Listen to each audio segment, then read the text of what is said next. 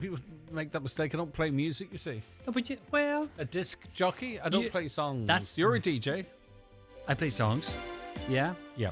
But I'm not a disc jockey, I'm a presenter. You're a radio broadcaster. Yeah. Could I come under that therapy too? Yes, you're a DJ stroke radio broadcaster. I'm just a radio broadcaster. Right. You're just not. I'm just not cool. You're more than that, you know? Nah, just but not you cool used to like spin the tunes all them years ago. Them's were the days. Those were the day. I would say you would be good at that crack. I think I was, you know. Aye. Like I was employed for a long time. You were, yeah. It was a good old boss. But that whole then, time. that has all changed now. That scene's gone, hasn't now, it? isn't it? Yeah, I think so. I'd say late license in pubs and the whole nightclub scene's gone to pot a bit. Is it funny? Do you know the new generation? They like staying in and hanging out and chilling out, and do you know? Times have changed. Times have changed. You think it'd be the other way? They like to go mad. No. And on that note, have a goody gooch. Good luck. Goody gooch. There's going to be a wee teaser of that big event coming up soon. Oh yeah. So way, after not give away too much, but there's a wee video being done today. Keith Fletcher. He should see the clothes he was sending me. What he's wearing. Sexy. Just leave it like that. Okay, so when's that coming up again? This is the big bingo night. It's I don't have any spectacles. It's the 2nd of August. It's a Saturday night, right. Which is, we'll talk about it again because I'm flagging it up myself, but it's going to be great. Look forward to the video. Aye. Hopefully it's funnier than the last one. Yeah. All right. No, don't go. Okay, it is the 9 till noon show. Let's get a news update, and it's over to Donna Marie Doherty. Thanks, Greg. Good morning. There's calls for hospital car park fees to be reduced or even abolished. Almost €19 million was raised from parking fees at public hospitals last year. Over 113,000 of that was at Letterkenny University Hospital. 7 hospitals took in over €1 million. Labour TD Mark Wall says people are paying up to €25 a day in fees in some places. There's a total lack of consistency. I've been contacted by patients who tell me that they have reduced fees, when they're going for treatment, but when they're going for appointments, they have to pay full parking charges. It's not acceptable. I've had ladies coming on to me saying that they're paying €25 a day. Opposition parties and student representatives will protest outside Leinster House this evening. It's over government plans to reinstate the €3,000 college contribution fee. Alex Riley has more. In 2022, then Minister for Higher Education Simon Harris introduced a €1,000 cut to the student contribution fee, a measure repeated for the 2023 and 24 academic years. An extra €500 off fees from Susie was also introduced for families earning under €100,000. All major parties had campaigned in the general election on a promise of making college more affordable. In the programme for government, there was a promise to continue to reduce the student contribution fee over the lifetime of the government. Higher Education Minister James Lawless then sparked controversy as he said fees could return to €3,000 as a cost of living package may not be available in this year's budget. His coalition partners in Fine Gael then insisted no decision on fees had been made yet. This evening, the USI will join Sinn Féin, the Greens, Social Democrats and People Before Profit outside Leinster House. They're calling for a permanent reduction in fees, claiming the internal rows in Merrion Street are causing heartache to families. The overall call is for clarity. Almost a fifth of families had to cut back or go without food over the past 6 months. Almost half of parents say they've skipped meals or reduced portion sizes so their children would have enough to eat, according to the latest Bernardo's Cost of Living report. 40% of parents say they borrowed money at least once over the past 12 months, and that was in order to provide their children with essentials, while 1/3 went into arrears on energy bills due to insufficient income. National Policy Manager with Bernardo, Stephen Moffat, said the government needs to provide a more targeted support for those most in need. So there's real concerns if there isn't targeted actions that we're going to see numbers increase substantially next year. That means more children living in cold homes, more children going without food, more children not having sufficient electricity in their homes. So real concerns about that. And finally, ministers will consider a proposal to cut apartment sizes today in a bid to encourage developers to build more homes. Housing Minister James Brown wants to reduce the minimum size of units, which he says would result in building costs being cut by up to €100,000. He's faced criticism from the opposition, who've questioned how effective it will be, adding it will lead to more uncomfortable living conditions. Looking now to weather, mostly cloudy to begin today with patchy light rain and drizzle. Some isolated bright spells will develop by the afternoon or evening, feeling humid with highest temperatures of 17 to 25 degrees. That's all for now from the news desk. Back with more at 10 o'clock.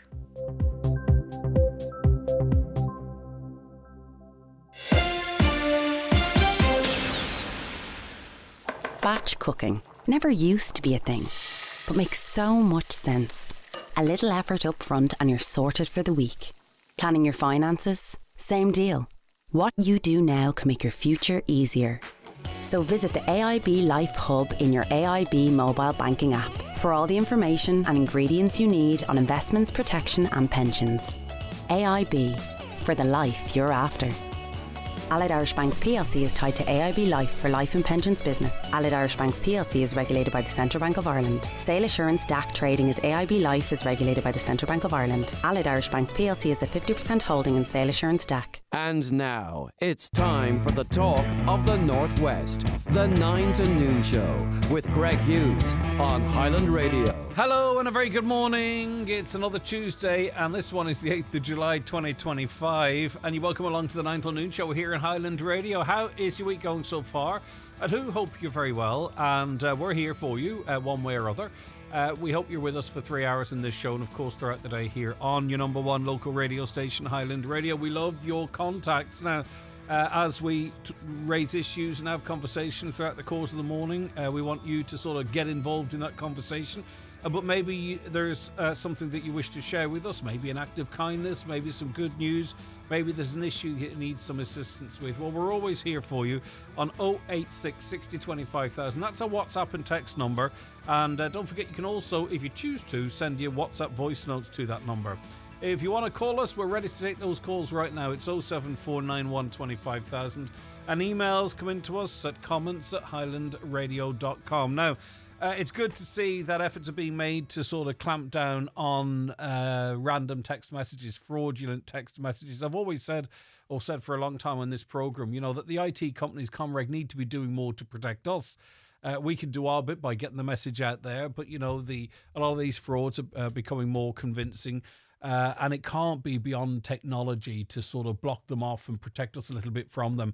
They're trying, but unfortunately, it's a little bit more complex than one might imagine. And I'm reading from the Irish Independent here because Ireland's new crackdown on scam texts is labelling real texts as fraudulent, leading to confusion over hospital appointments, digital verification codes and sports tickets. Patients at St James Hospital in Dublin are seeing likely scam on appointment texts from the institution, despite the hospital being signed up on a new verified register with the telecoms operator Comreg. I'll read on, but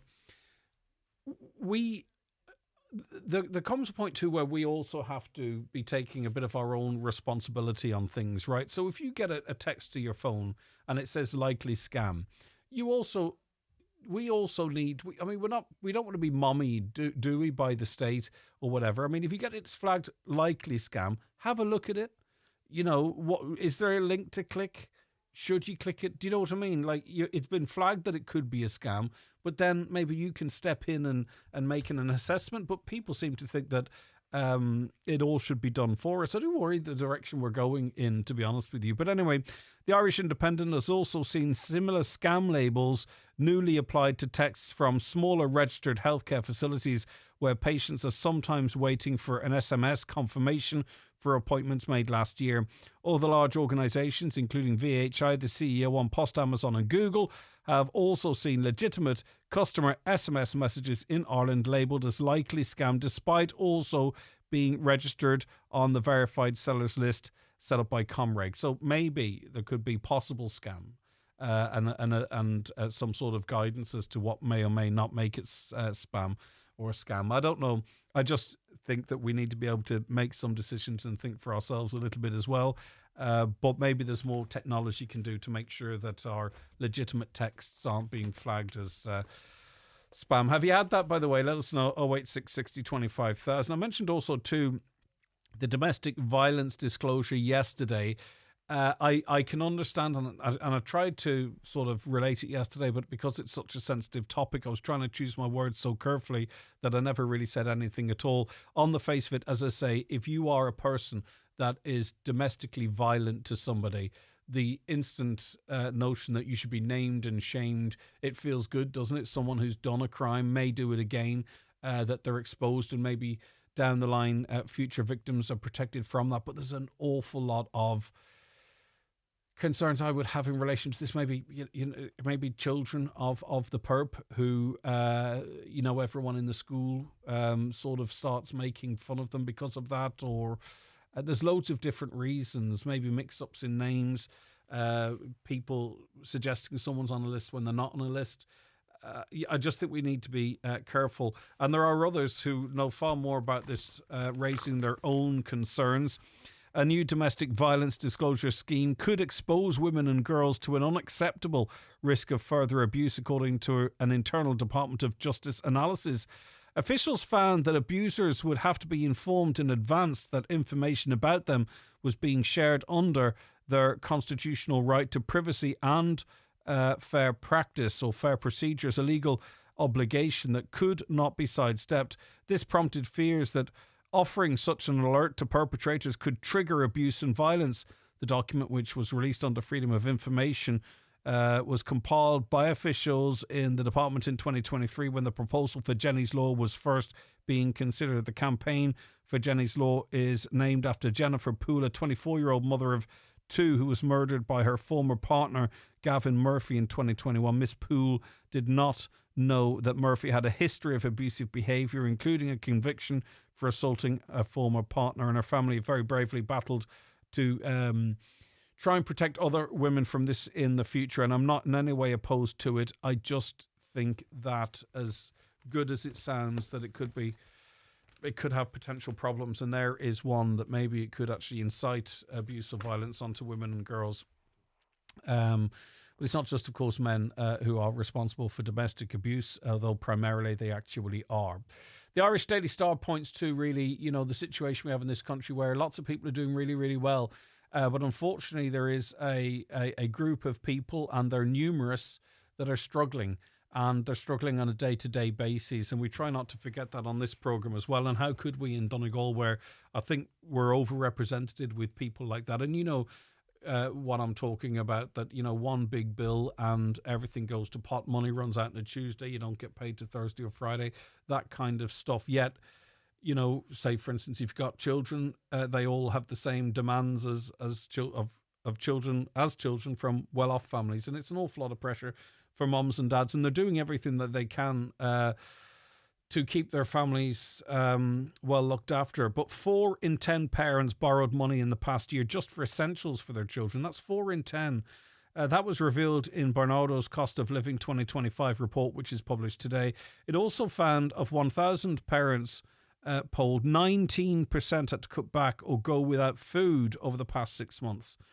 Cutting back on food or going without food. 40%, that's 4 in 10, had skipped meals or reduced portion sizes so their children would have enough to eat, while 28% felt at some point they didn't have enough food to feed their children, and 12% used a food bank. 1 in 10 people in 2025, or in this 2025 report, used a food bank. So, what you probably have is, 6 to 7 out of 10 families are okay. Maybe it's 6 out of 10 families are okay, but there's that 40% who are struggling on a day-to-day basis, just trying to keep their heads above water, just trying to keep their children fed. And, in a country where we're so rich, apparently, and everyone keeps telling me this, every time I'm interviewing someone, they tell me how wealthy the country is. And I'm like, well, how can we, can't talk about that in a vacuum. How can we be such a wealthy country and have potentially, 40% of families struggling just to eat?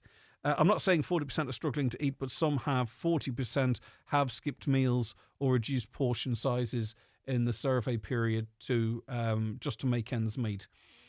As the cost of living continues to rise, more than half, 52% cut back or went without social activities, and 41% cut back on clothing. And, clothing, sporting activities, maybe there's a bit of fat to cut there, but when it comes down to heating and eating, I don't know. Marilyn McDonnell seemingly is not out of the presidential race. Could be good news for Pearse Doherty. If she were to be elected, I'd say he'd be elevated to party leader. That seems to be the way it's set up. But anyway, in the Irish Daily Mail, Sinn Féin TDs have expressed shock that Marilyn McDonnell has hinted at a bid for the presidency just weeks after saying she wouldn't be running. Asked yesterday if she would rule herself out of contention, she said, "We're in this process and we're not ruling anything in or anything out. And when we have news for you around our own process and procedures and all the runners and riders, I've seen lots of people's names mentioned, so we're not making any commitment definitely on any of them, myself included." So that's a change of stance. I wonder what's going on behind the scenes. Ms MacDonald said the party had conducted a consultation with the party membership, so I now have a report back from that on my desk. We've to do a bit more work to roll the process out, and I think probably the end of July and into August we'll have a clearer picture of what we are doing. So will she run? I'm not sure. There would be a lot of polling to find out what her chances were. It would be very damaging to the party if she were to run and not be successful, or indeed, not poll very well at all. The leader of the equal sized party in the country. So we shall see. It would be a big gamble, a big roll of the dice, because if it went wrong, it would be wrong for all of the party and follow on into local and national elections, I would imagine. The Epstein files. Have you followed this story at all? This is Jeffrey Epstein.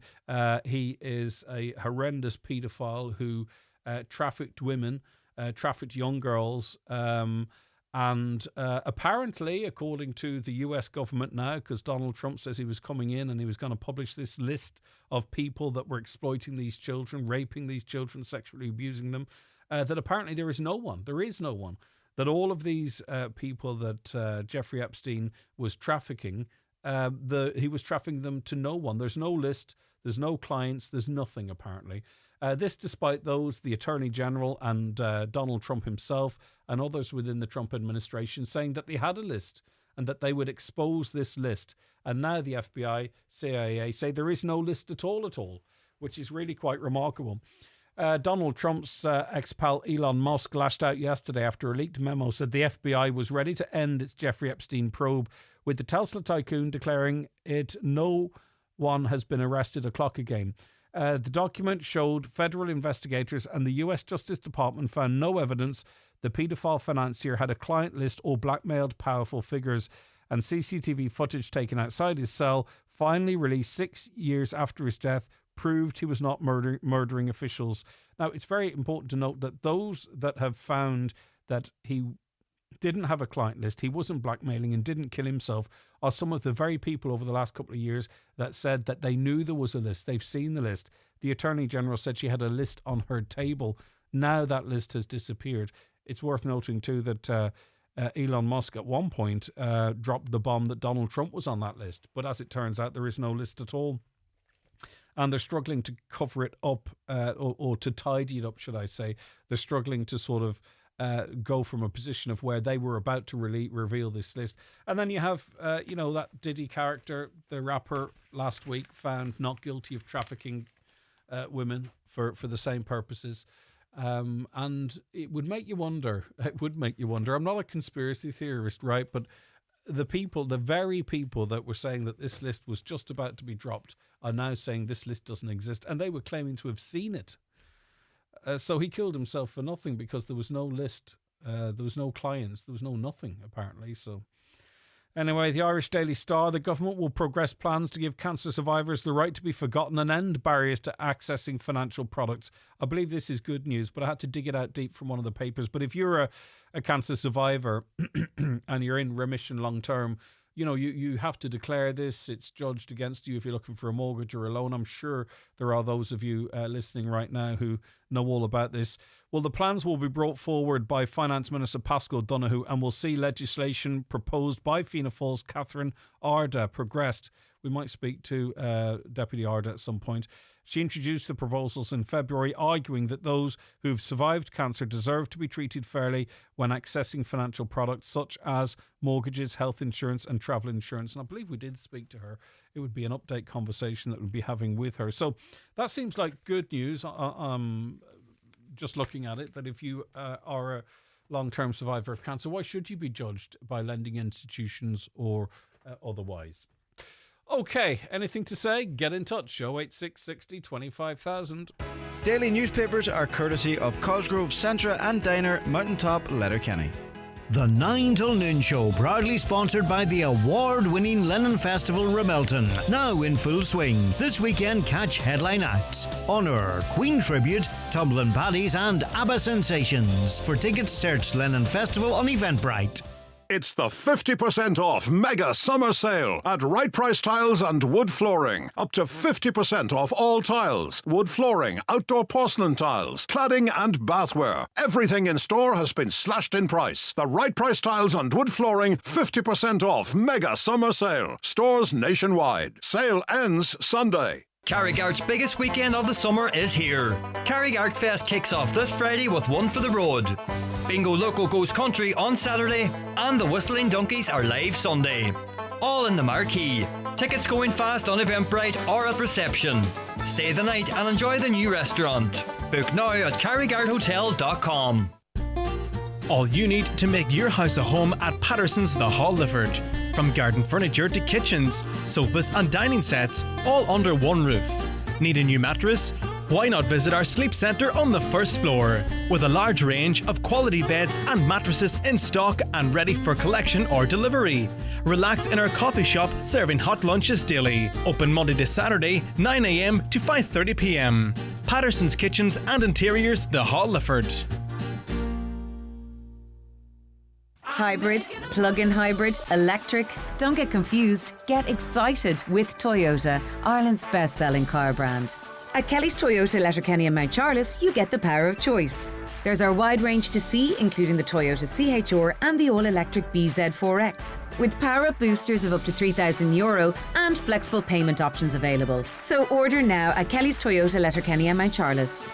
Toyota, built for a better world. T's and C's apply. Best-selling claim based on latest figures. Highland Radio Time Checks brought to you by AirGrid, the operator and developer of Ireland's electricity grid. AirGrid, powering up communities, powering up Ireland. The time is 20 minutes past 9. David Mahan is Orange Order Grand Master for Donegal. Good morning, David. Thanks very much for your time. Good morning. Already the annual Orange Order Parade has taken place in Rosnala. How did it go? What was it like? Oh, it went well. Good turnouts, good crowds of spectators, lodge members and bands. And how the does weather it held off as well? Yeah, well, that's always a good thing, isn't it? You can't organise that. So talk to me. I mean, we always talk about it, but maybe not everyone knows what goes on. So how many people head to Rosnala? Where did they come from? What happens? Well, most of our lodges in Monaghan, Cavan, Donegal and Leitrim attend, and then we have visiting lodges from Northern Ireland, and then we could have spectators from anywhere. Right. And what time do people sort of roll up, and then what time is everyone gone at, roughly speaking? Well, people start arriving probably in camper vans and stuff the night before, and then people travelling start to arrive from about 11 a.m. on the Saturday morning. And then the parade moves off at 12:30 from the church, local Church of Ireland, up at the cross, and then the religious service is held at 3 o'clock, and then the parade forms up at 4 o'clock and goes back up to the church again at the crossroads. All right, okay. And it always passes off peacefully, doesn't it? Not peacefully, because that implies something. You know what I mean? Like it passes off with that instant, really. Why would it not be peaceful? Yeah. You know where I'm coming from. So 50 lodges from around the counties of Donegal, Cavan, Leitrim, Monaghan, and also some international visitors land too as well. I presume people to see it as something of a spectacle if they're visiting the area as well. Yeah, we'd have some people from down south, further deeper south, you know, that start to maybe talk to you when you'll be there, and we'd have visitors from maybe Canada and different places that we don't know is coming on until we actually speaking to you. Yeah, right. So now the reason I'm talking to you is there are concerns that this event can't receive any funding. There's no grant funding available. So has it received funding in the past? When did funding stop, and what are the complications with funding going forward? We never, all the 12ths in Northern Ireland receive funding every year for their 12th, because there's a lot of costs involved and loads of things like toilets is one of them, refuse, loads of other things. But we don't receive funding, and ours is only 12th in the Republic of Ireland, and we never receive any funding. But Mary McAleese, the former president, when she was in office, she was quite favourable to it, though, wasn't she? There was a bit of funding at that time. This doesn't. I'm not contradicting you, but I mean historically, that if you had a president that was had a good relationship with the Orange Order and did assist in some way. Yes, President McAleese was very helpful, and her husband, Senator Martin McAleese, both of them took a huge interest in the Orange Halls and lodges in the border counties of Monaghan, Cavan, Donegal, and definitely they went out of their way to help us. And we did give grants, small grants from 30,000 to 100,000 to do up some halls, and they're very helpful to us. But once she left, that was the end of it. Once they left, that job, there was no more. Nobody took it over. And is it easy to put a cost on how much the infrastructure? I'm thinking skips and toilets or whatever it might be, or like, is it expensive to run the event in Rosnowla? You're probably talking somewhere around 7,500 to 10,000 All right, okay. euros, and that's a lot. It doesn't seem a lot of money, but it's a lot of money in a small minority community that's trying to keep their own halls. Yeah, I was going to say, I presume that's money that's drawn away from maintaining sort of the infrastructure of halls and what have you. Yeah. Right, so how hard have you tried, in terms of seeking support from the council, local councillors, local TDs, maybe funding avenues nationally? Like, do you constantly seek grants and aren't getting them, or you don't feel there's an avenue for you to seek grants, or what's the story? We don't have any real avenue to seek grants. The council hasn't really refused us. I know there was a small amount of money offered there from some council funds from some councillor, like in the last few days there, €300, which we're very thankful to get. But it's not much in the big picture. And I think you have, or one of your colleagues have talked of the amount of money that might be sort of there to support St. Patrick's Day parades. You're not looking for funding of that scale, but you believe that, there might be a right to some sort of level of support for your traditions. Well, that's what we'd like to think, and hopefully if we get something sorted, that'll be the way it'll be. Are there any dignitaries? Do you ever invite councillors or TDs, or I don't know who you might invite? Like, it's kind of interesting that you have such a large event that is there any political representation at it at all? Is it recognised by anyone on any official level? No, there's no TDs ever come to it, or councillors that I'm aware of. We did have, maybe back in Mary McAleese's time, we did have people like Kemsled and went to the dinner lunch first in Sanders Hotel. One of them I can think of is, I think I'm right here, Michael McAloon, the county manager. Yeah. At that time, and maybe then somebody went instead of him the next year. I'm not sure where he tended for a few years until he was out of the job or not. But really, it all fell apart once Mary McAleese, the president, and Martin McAleese was out of office. Do you talked about St. Patrick's Day parades and other parades, and everybody, it feels like everybody's welcome, everybody's invited. It is a if we're using them as an example, they are events for everyone. It's open, come along, bring the family, have fun, do this, that, and done.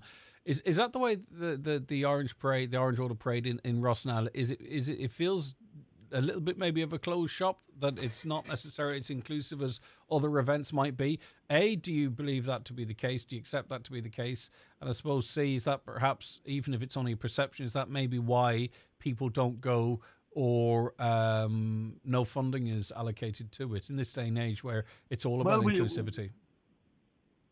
Well, we do have plenty of people, it's not our tradition, come to watch the music and enjoy the day. It always has been the case. Yeah. As people likes music, doesn't matter what tradition they're from, they just come to hear pipes or accordion or flute musically. All right, okay. Not closed shop to anybody. Anybody can come and watch the parade. All right, okay.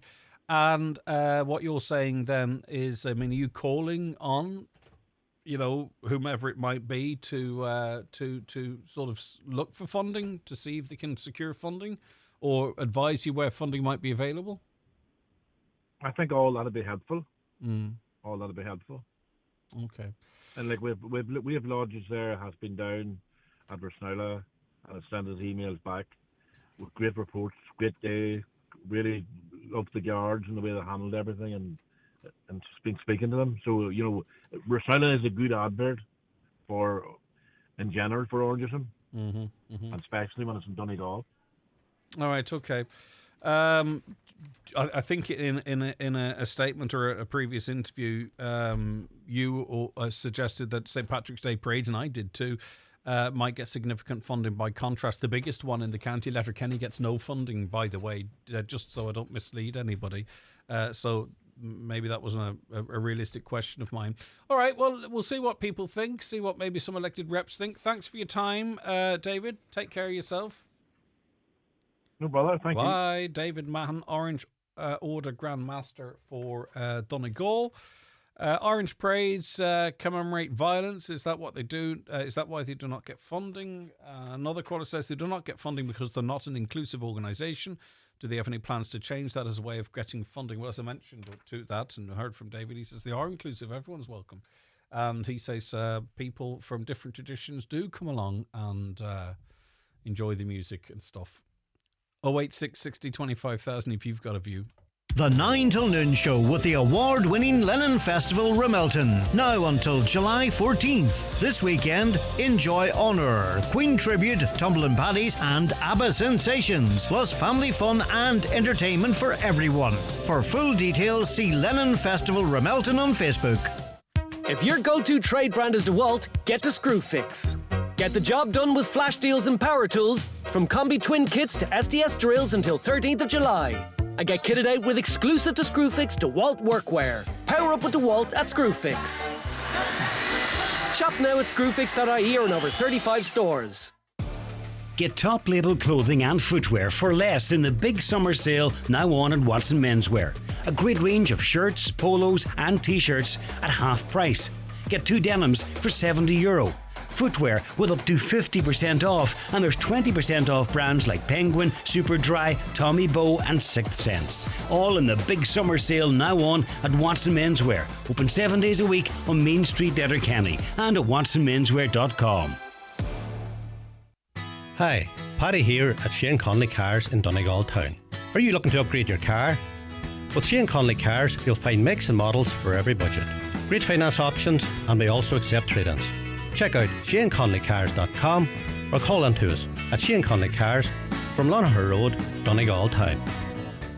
I had problems with my knees for about 7-8 years. I think I'd give Kingsbridge 5 stars just because of the support and help that they gave me before and after the surgery. I was a public patient and the HSE reimbursed the cost. Republic of Ireland residents can get rapid access to cross-border surgeries at Kingsbridge private hospitals in Belfast and Derry, with medical costs reimbursed by the HSE. Find out more at kingsbridgeprivatehospital.com/cross-border. Kingsbridge, your fast track to 5-star care. Terms and conditions apply. Experience. Experience Donegal v Meath this Sunday at Croke Park in the Football Championship semi-final at 4, with the All-Ireland Junior Football Final at 1:30.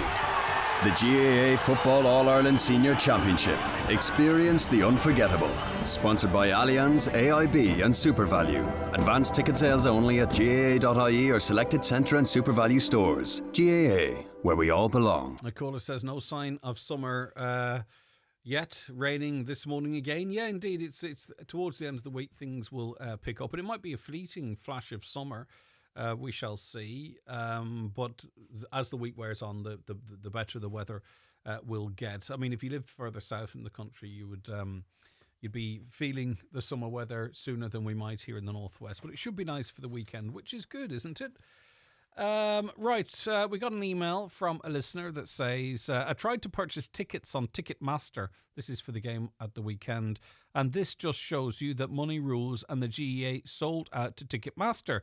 2 adults and 1 child cost €130 at the Cusack. Try 1 adult and 2 childs. They're not available. Right, okay, they're all seats. That's interesting, isn't it? So 2 adults and a child, €130, but you can't reorganize those seats into 1 adult and 2 children. They're not available. What's going on there? So how the hell, says this listener, can a family of 6 go to the game? And we followed the team to all of their games. We are club members, and we're told they won't have tickets as they've been left short, and to try Ticketmaster instead. Who decided to let Ticketmaster run the bloody show and rob the GEA fans? We need to know who's making this decision, as I, for one, would like to know if Highland Radio could enlighten me to this. Thank you. Well, I mean, the GEA are a law unto themselves, a body unto themselves, and they make their decisions. There is I think what's happening now is there's like any big organisation, there's more of a commercial element, and that's sort of seeping in. As you can imagine, with the likes of GEA Plus and the controversy with which games are shown where and how tickets are distributed and what have you. But anyway, we've contacted the GEA in an effort to try and enlighten you, as you put it yourself. So we'll see how we get on with our inquiries there. But just to recap, you can get 3 tickets, 2 adults, 1 child for $130, but you can't get 1 adult and 2 children in the same stand, even though the seats are there, because you can get them the other way around. So what's going on there? It doesn't seem right, that at all, because the families are made up of all different constitutions now, of course, aren't they? Just before we welcome our next guest onto the show, I want to mention the big event that's coming up at the start of August. It's the Big Highland Summer Bingo Party. It's on Saturday the 2nd of August in Jackson's Hotel in Ballybofey. And Keith Fletcher and Lee Gooch are your hosts. Marty Friel is on the decks, keeping the money going. And there's going to be lots of fun. Tropical vibes, the bingo, as I mentioned, big party tunes, games, and cash prizes. And it's all in the heart of Ballybofey. So if you want more information on that, contact us here at Highland Radio at Highland 0749125,000, or go to our website. You can link through there or our socials. Right, I'm joined on the programme now by Dr. Tom Hickey, who's Associate Professor in Constitutional Law at Dublin City University. A very good morning to you, Tom. Thanks so much for your time today. Not at all. Good morning, Greg. Right, now, today there's a constitutional challenge against the government in the High Court regarding the appointment of super junior ministers. Talk to us about this challenge and why you believe it was triggered in the first instance. Well, fundamentally, Greg, I suppose the Pa Daly, the Sinn Féin TD, is arguing, that the text of the Irish Constitution is very clear on this point, that there shall be no more than 15 members of the government. Article 28, Section 1 says the government shall consist of not less than 7 and not more than 15 members. And their argument, Pa Daly's argument, is that there are 19 members effectively of the government, and that's a breach of the Constitution. Of course, the government and the state is arguing that these 4 super juniors are not members of the government, that they did not receive, as it were, seals of office from the president when the government was appointed in January, and therefore that they're not members, they just attend cabinet meetings. And I suppose just in terms of our Constitution, is it important to get clarification in this matter? I suppose it is, Greg. This has been something that has been going on for 30 years now. It started in the mid-1990s, the 1994 to 97 government. The Rainbow Coalition was the first time that a so-called super junior was appointed. In other words, a junior minister, but who was given permission, as it were, to attend cabinet. All the way through that time, I suppose constitutional lawyers, people like me, would have wondered about the constitutionality of this practice, questioned its constitutionality. In practice, I suppose it didn't make any obvious difference, but as a matter, I suppose, of constitutional integrity and so on, it was always questioned, let's say, and it would be good, I suppose, that there would be clarity on the question one way or the other. Now, I stress, the state might win the case. The judges might say, look, this isn't actually in breach of the Constitution. So we'll see. But yes, I agree. It would be good to have clarity. Yeah, might they say it's not in breach necessarily of it legally, but in the spirit of it? That kind of a finding. It sounds like one of those cases. It does, Greg. Yeah. And that's how I would characterize it actually myself, that, there are good arguments, strong legal arguments, I suppose, that the government, that Rossa Fanning, the Attorney General, will make this week in the High Court. that might work legally, but it seems to me that the real issue here is that for various reasons, and we could get into them, that governments want or need to go beyond the rule of 15. The rule of 15, let's remember, was set in stone, as it were, in 1937, when the Constitution was drafted, between 7 and 15. And it wasn't for a few decades, I think it wasn't until the mid 1960s, that governments actually used their full quota of 15.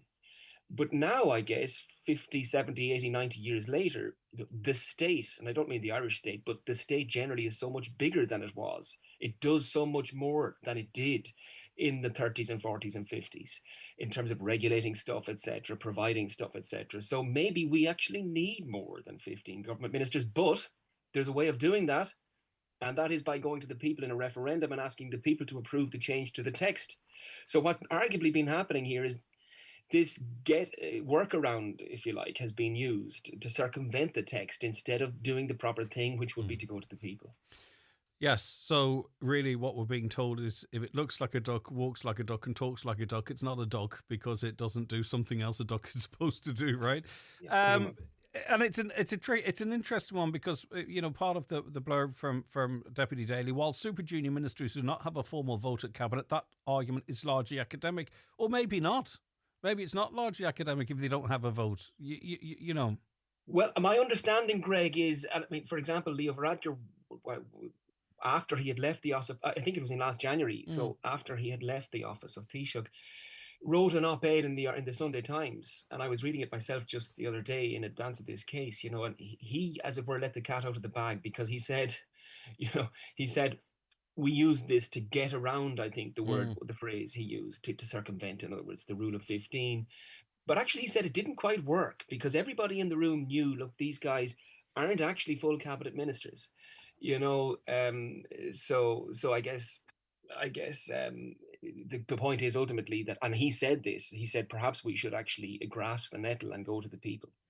Yeah, and also too, is there any questions or any concern over any legislation then, say for instance these junior ministers might have their fingerprints on changes to the constitution or whatever it might be that could be, questioned if Pa Daly is successful in his actions? Well, in one sense, Greg, that's another reason why it would be good to have clarity, for that very reason, so that government decisions wouldn't be questioned. The integrity and constitutionality of the cabinet, if you like, would be beyond question, But I can say this with certainty, I think, or something close to certainty, that in the event that Pa Daly wins this case, which he could, in the High Court, or no matter how the High Court decision goes, I think it will probably get a leapfrog appeal to the Supreme Court. Ultimately, the Supreme Court will decide one way or the other. Whoever comes out, let's say Pa Daly wins in the Supreme Court, I think I'm almost certain, that the Supreme Court judges would clarify that this didn't cast any doubt on any decision that was made historically by the government. There is a presumption of constitutionality. In other words, when legislation is enacted or when government does something, the court's position is that that is presumed to be constitutional until such time as its constitutionality is, until it is deemed to be unconstitutional, if you like. So in other words, any decisions taken in the 90s or 2000s or up until whenever the decision is made, those decisions will stand either way. I should have said, incidentally, Greg, in answer to your previous question, that Varadkar made the point in that op-ed that there aren't votes ever taken at cabinet anyway. Yeah. So that's a bit of a lawyer's argument, if you like, that, well, they don't have a vote. There aren't any votes at cabinet. So the suggestion is, to all intents and purposes, they are there as if they were cabinet ministers. Pardon my ignorance in this question. Maybe you've actually touched on the answer in your previous response. Is there not any built-in oversight that, when a party or a government proposes something like this, that they come and say, rather than having to be a challenge, they say, hold on a second, right, we've the Constitution here, and, at the very least, you're flirting with the Constitution in relation to this. You might have to sort of get clarification on the legality of this, rather than, like some sort of government oversight, rather than it having to be challenged by a member of the Dáil. Yes and no. I mean, there already is in one sense, Greg. In a sense, sometimes people think, well, it's only the court that gets to determine what is and isn't constitutional. And in a sense, that's right. I suppose ultimately, under our system, it's the High Court, the Court of Appeal, and the Supreme Court ultimately that makes the determination as to what is or isn't consistent with the Constitution. But other constitutional actors have responsibility in that regard too. In other words, members of the Oireachtas, members of the government, they have a responsibility to respect the Constitution in how they operate. And I would say to you, Greg, that opposition politicians have questioned this over the years, over the decades. In fact, people like me, I suppose, and constitutional scholars, you might write op-eds in newspapers or talk on shows like this. The idea being that pressure is brought to bear on the government in this instance in those ways, and that helps to keep the Constitution operational day by day, week by week. But ultimately, I suppose, when there is a kind of a tension like this, and when some actors say, well, this is consistent with the Constitution, and some say it isn't, it has to ultimately go to the agent whose responsibility it is to make that call. And that is the judiciary in our system. People before Prophet Diddy, Paul Murphy, he's also in the High Court. Is this, his seems more specific about Super Juniors at Cabinet, or is it the same thing? It's the same thing, Greg. I'm interested in, I was wondering the very same question myself, even as a so-called expert in constitutional law. How come there are two separate cases here, but ultimately they're being determined by the same judges, as I understand it? A divisional High Court would be untypical. 99 times out of 100 when the High Court sits, there's one High Court judge. Very occasionally, in a case like this where there are constitutional implications, the court will sit as a divisional court, meaning there'll be 3 judges, the President plus 2. That's what's happening in Pa Daly's case. And as I understand it, the same 3 judges are sitting for the Paul Murphy case. The arguments will be largely the same. The outcome will be largely the same. Okay, I welcome any clarification of our Constitution. I think it's important it's upheld and it's accurate, and our government operates, not just in the spirit of it, but the letter. In the letter of it as well. So regardless of who's taking it, it's good to get the clarity. And it's great to get your insight, your expertise in relation to this, Tom. Thank you so very much indeed. Thank you, Greg.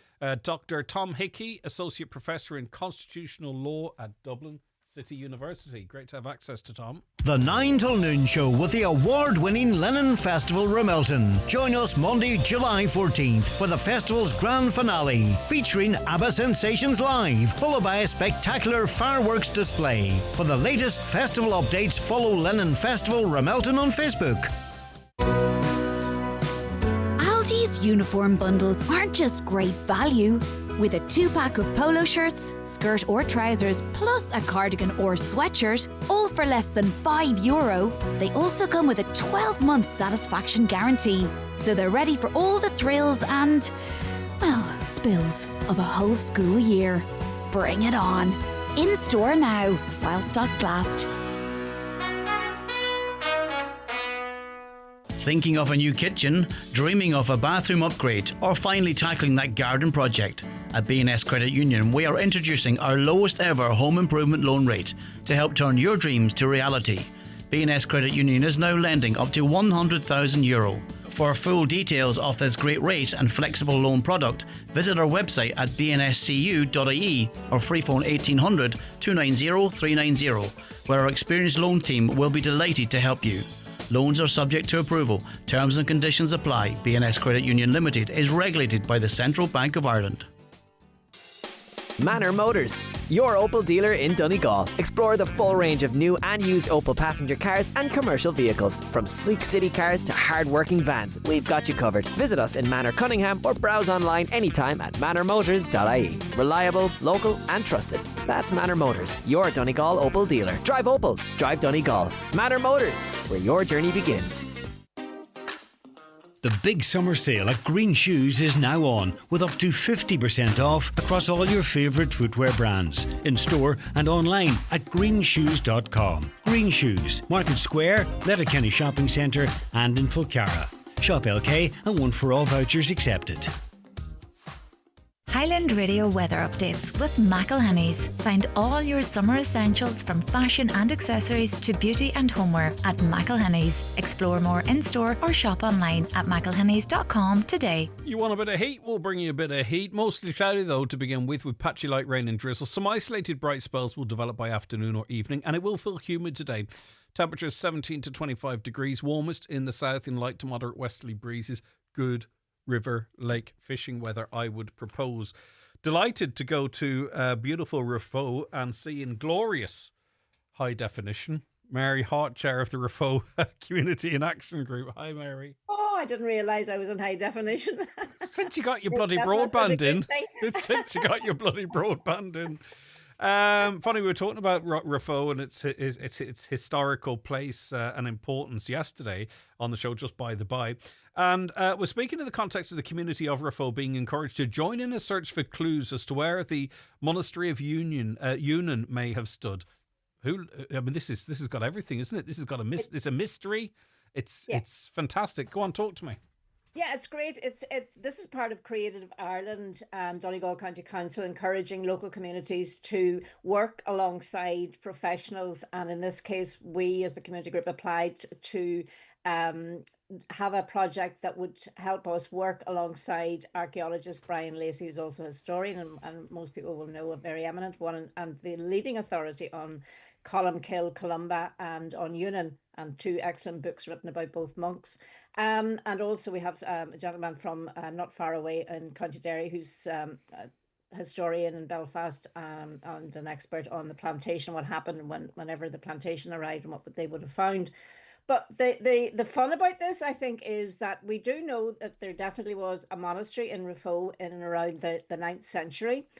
We do know that the name of Rafo in Gaelic is Rapboch, which means the fort of the huts or the enclosure of the huts, and most historians believe that that refers to the actual monastery. But we just don't know where it is or where it exactly was. Do we have the location but not the footprint, or do we not even have the location, Mary?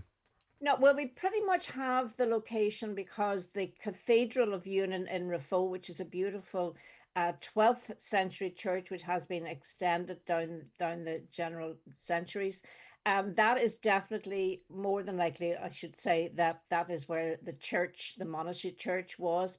And we know that because there is a lintel stone in the vestibule going into the church, which is definitely located in around the 9th, 10th century. And part of that stone, which is the arrest of Christ, is a carved stone, is embedded in the wall outside of the cathedral when it was built in the sort of 1800s, when it was extended. So that is the most likely, although we can't say for 100%, but that's likely where it is. Yeah, has there been any exploratory work in terms of foundations or anything in that regard? Like, is it possible there could be physical indications that we've yet to discover that would identify the, I suppose, the floor plan, if I could put it like that, of the Monastery of Union? Yeah. I have contacted cartographers who say there are no maps as such that they've ever been able to uncover. We sort of get the general, if you go to Drumcliff, which I was in by accident yesterday in Sligo, and that is similar what you would expect in Rafo. There's a round tower quite close to the church. So then there are walls. Now in Rafo there are a lot of old dry stone walls all around the town, and it's difficult to know which of those refer to the Bishop's Palace or the castle, and which of them possibly may have been the original monastery walls. There are two clues. We have a street called the Close in Rafo, which most likely refers to the cloisters, which is quite close to the cathedral. We also have a street called the Guest End, and that is also part of a monastery where the guests would have come to. And according to Brian Lacey, it is highly unlikely that when the plantation in the 1600s, when the new town was being laid out, that they would have knocked any walls down. So they would have built around them, they would have used them. So that's really the search. I mean, it's not an academic search, but it may throw up something that could lead to that. And, as you know, Rafo is a designated heritage town, five of them in Donegal. So this would add greatly to that story. And I think it's fun for the local people and others to come along and have a look. Exactly, and we'll talk about the event specifically because Dr. Brian Lacey will be there, and also Dr. William Rulston is going to be there as well. And I mean, I think at the very least, you stand in this space, you're standing closer to history. You know, maybe you're standing in the reception room. Who's to say? I don't know. But do we know? Is there anything in history that tells us what may have happened to the monastery of Union? Right. So we don't necessarily know its location per se. Specifically, but do we know why it came to disappear? Was it attacked? Was it burnt? Was it overthrown? What was the story? No, I haven't been able to find the evidence. What we do know is that when the plantation in the 1600s, when the church itself, that is the cathedral and would have been the cathedral, that was found in a ruinous state. Now, there's suggestion it could have been the Black Plague, and that everyone died off in the area, and or it could have been just for financial reasons because of the earls and the people with the money going off to fight wars. The 9 Years' War prior to that, and the flight of the earls. So they could have been abandoned then. But bear in mind, it wasn't a monastery in the 12th century. It would have been a church of the Roman Catholic Church, so it was brought in as a diocese. Mm-hmm. So therefore, the monastery, like the Rome didn't like the Irish monasteries, because they were a law all unto themselves. The monks had their own form of Christianity, which was not unlike perhaps the practices of the pagan people before that. So they were brought in line. So that may have been what happened. But having said that, Brian Lacey's book outlines how important Union was in a European, a British, Irish, European context. Like, he was the man who wrote about Columkill, made Columkill famous, but nobody wrote about him to make him famous. So, in fact, he was far more important in his day. So, therefore, Raphoe was where they came to. We do know in the annals that there's mention of the bath of Raphoe.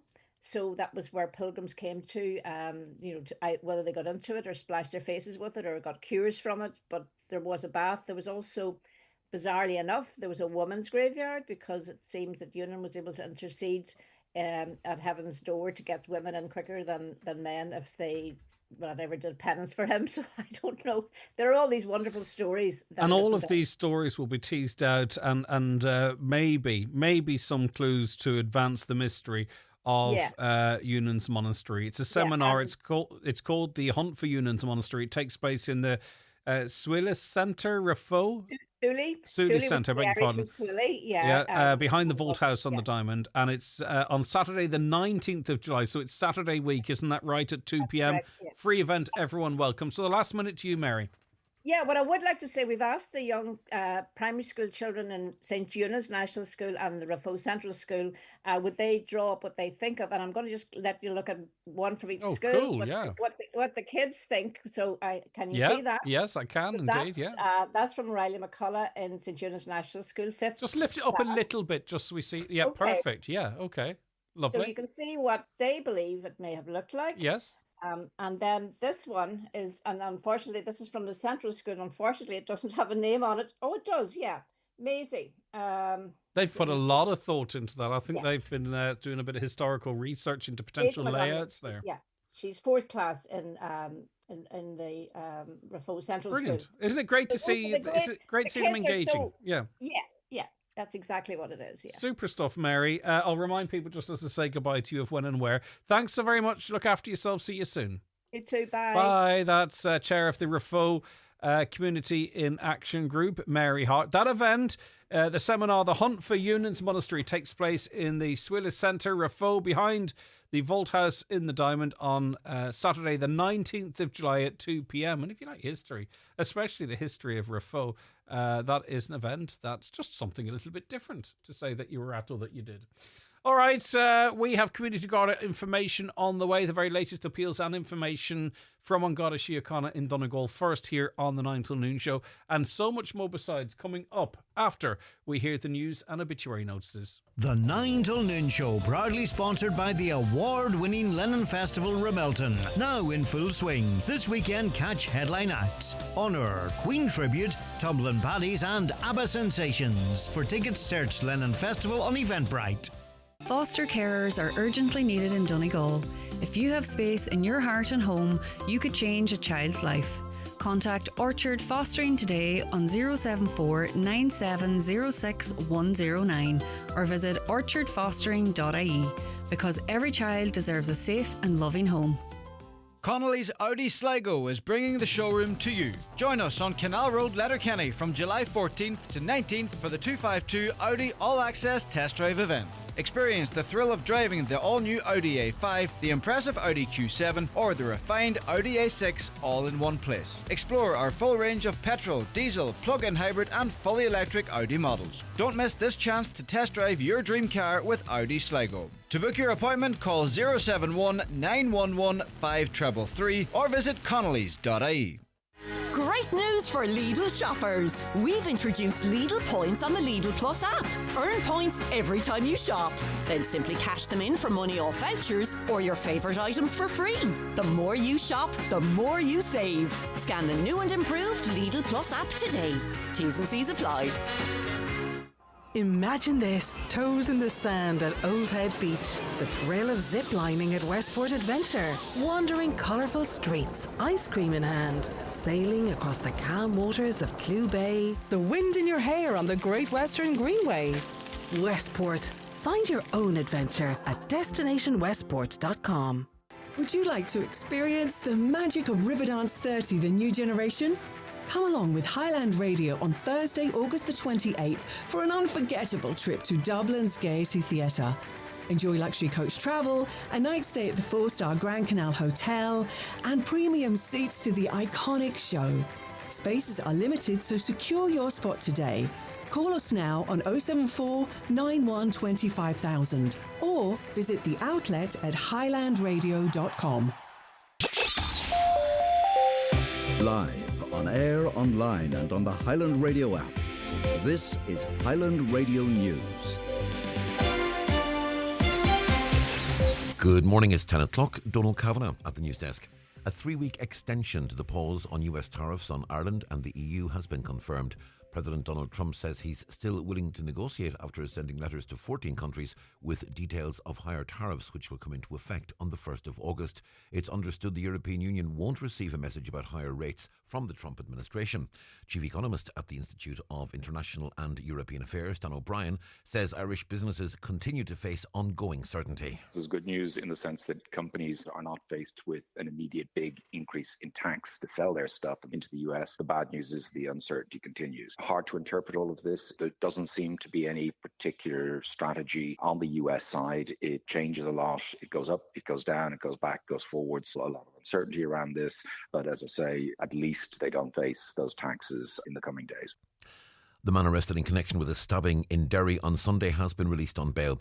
The incident that happened in the Festina Terrace area left a man in his 40s with a serious wound to the arm for which he was hospitalised. The 31-year-old, who was arrested on suspicion of a number of offences including assault on police and aggravated burglary and theft, has been released on bail to allow for further inquiries. The Grand Master of the Orange Order in Donegal is calling for more support for the annual 12th of July parade in Rosnala. The event, which takes place on the Saturday before the 12th each year, attracts thousands, with members of over 50 lodges from Donegal, Monaghan, Cavan, Leitrim and across Northern Ireland attending, along with a number of international visitors. On today's 9 till noon show, David Mahon told Greg Hughes that the Rosnala parade is hugely popular and has a reputation for being one of the best orange parades on the calendar. However, he says apart from some support when President Mary McAleese was in office, they've received no funding. All the 12ths in Northern Ireland receive funding because there's a lot of costs, loads of things like toilets, refuse. We don't receive funding and ours is only 12th in the Republic of Ireland. We have lodges there, has been down at Rosnala and has sent us emails back with great reports, great day, really loved the guards and the way they handled everything and been speaking to them. So, you know, Rosnala is a good advert in general for Orangism, especially when it's in Donegal. Over €113,000 was generated in car parking fees at Letterkenny University Hospital last year. The figure for public hospitals nationally is almost €19 million. The figures were released to a Labour TD who says hospital car park fees should be reduced or even abolished.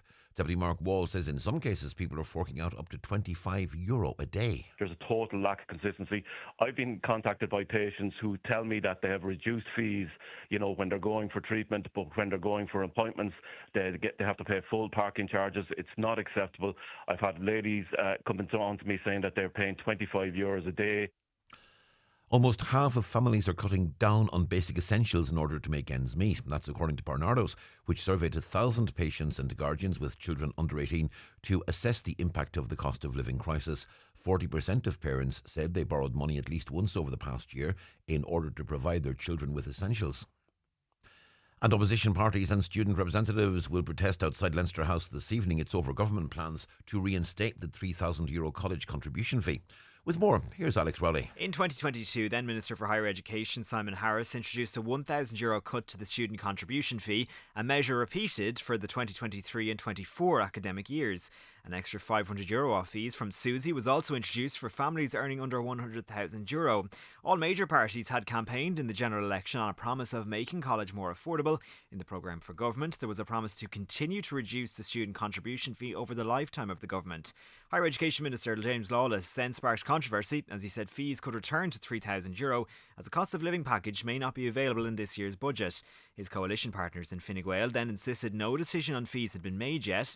This evening, the USI will join Sinn Féin, the Greens, Social Democrats and People Before Profit outside Leinster House. They're calling for a permanent reduction in fees, claiming the internal rise in Merrion Street are causing heartache to families. The overall call is for clarity.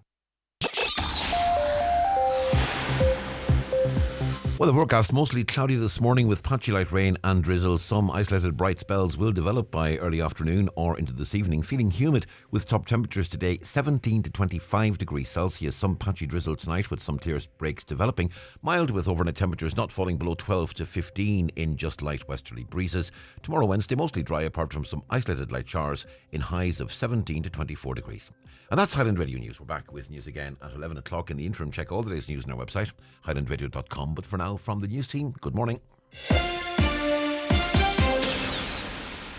The obituary notices this Tuesday morning, July 8th. The death has occurred of Rosemary Boyd, ní Barr, of Carrickfinn and formerly of High Road, Letterkenny. Rosemary's remains will be reposing at her own home today from 12 noon and again tomorrow. Service on Thursday at 2 p.m. in St Andrew's Church, Carrickfinn, with interment afterwards in the Old Church, Dunlewy. Donations in lieu, if desired, to the Donegal Hospice, care of any family member or Sean McGlynn, Funeral Director. The death has taken place of Anne Cairns, ní Loughry, 239 Melmount Road, Victoria Bridge, formerly of Newton Stewart. Reposing at her son Martin's home, Greenhill House, 2 Carrygullen Road, Strabane.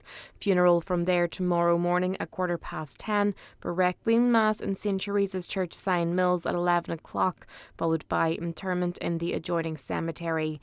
Family time please from 10 p.m. tonight and on the morning of the funeral. The Requiem Mass can be viewed live on churchmedia.tv.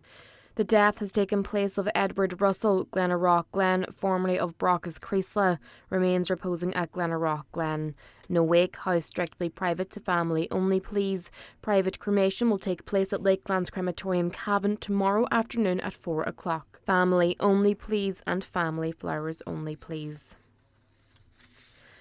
The death has occurred of Joseph Logue, 9 Dún Ardkill Toy, Letterkenny, and formerly of Ballykerrigan Cloughan. Joseph's remains are reposing at the home of his granny, Anna May Boner, in Ballykerrigan Cloughan.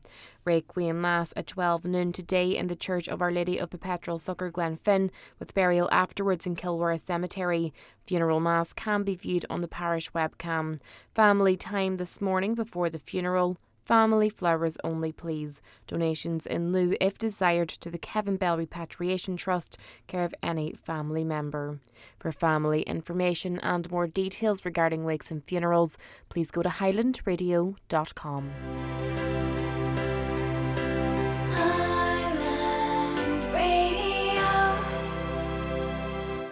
Dad, how does Mommy know a superhero called Quiva? Quiva? Aviva. Mammy got new home insurance from the superheroes at Aviva. Why are they superheroes at Aviva? Because they helped her save 20%. For 20% off home insurance when you buy online, it takes Aviva. Offer available when you take out a new policy online. Acceptance criteria, terms and conditions apply. Offer subject to minimum premium of €230 for home insurance, €115 for contents or buildings only. Home insurance is underwritten by Aviva Insurance Ireland DAC. Aviva Direct Ireland Limited is regulated by the Central Bank of Ireland.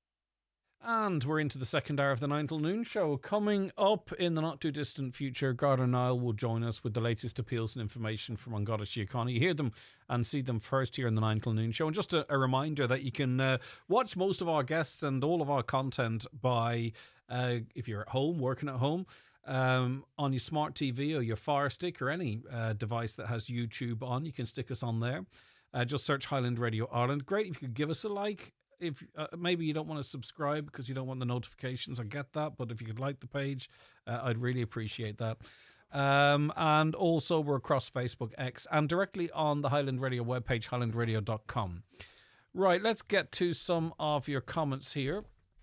Thanks for them coming in this morning. The vote to non-migrants in local elections is arguably unconstitutional, equally applies to all EU and non-EU citizens. Only Irish and British citizens have that right. The right to vote to migrants is set to also be challenged in the courts. Watch this space. That's a little bit different, but I take your point. Greg, our local priest has recently made a decision to not allow headstones in the graveyard. His argument is it will allow the caretakers to care for the ground better and allow the carer to cut the grass and keep the ground tidier. I think this is a very cold decision. To me, it's about fitting more graves in. A number of families have already placed surrounds, and he said he'll be asking them to remove them. Surely if you pay for a plot, it's yours to do with what you want. Headstones and surrounds are traditional, not just to Catholic faiths, but to a lot of people on a way as a way of mourning their loved ones. Now, I'm not terribly familiar with this. I can only go by what I see on TV, but it seems like in the United States you might have a simple cross in some cases, of course, and the graves are flat and marked with like a flagstone that shows where they are. I'm not sure. I would go either way. You see, so my opinion doesn't matter, of course.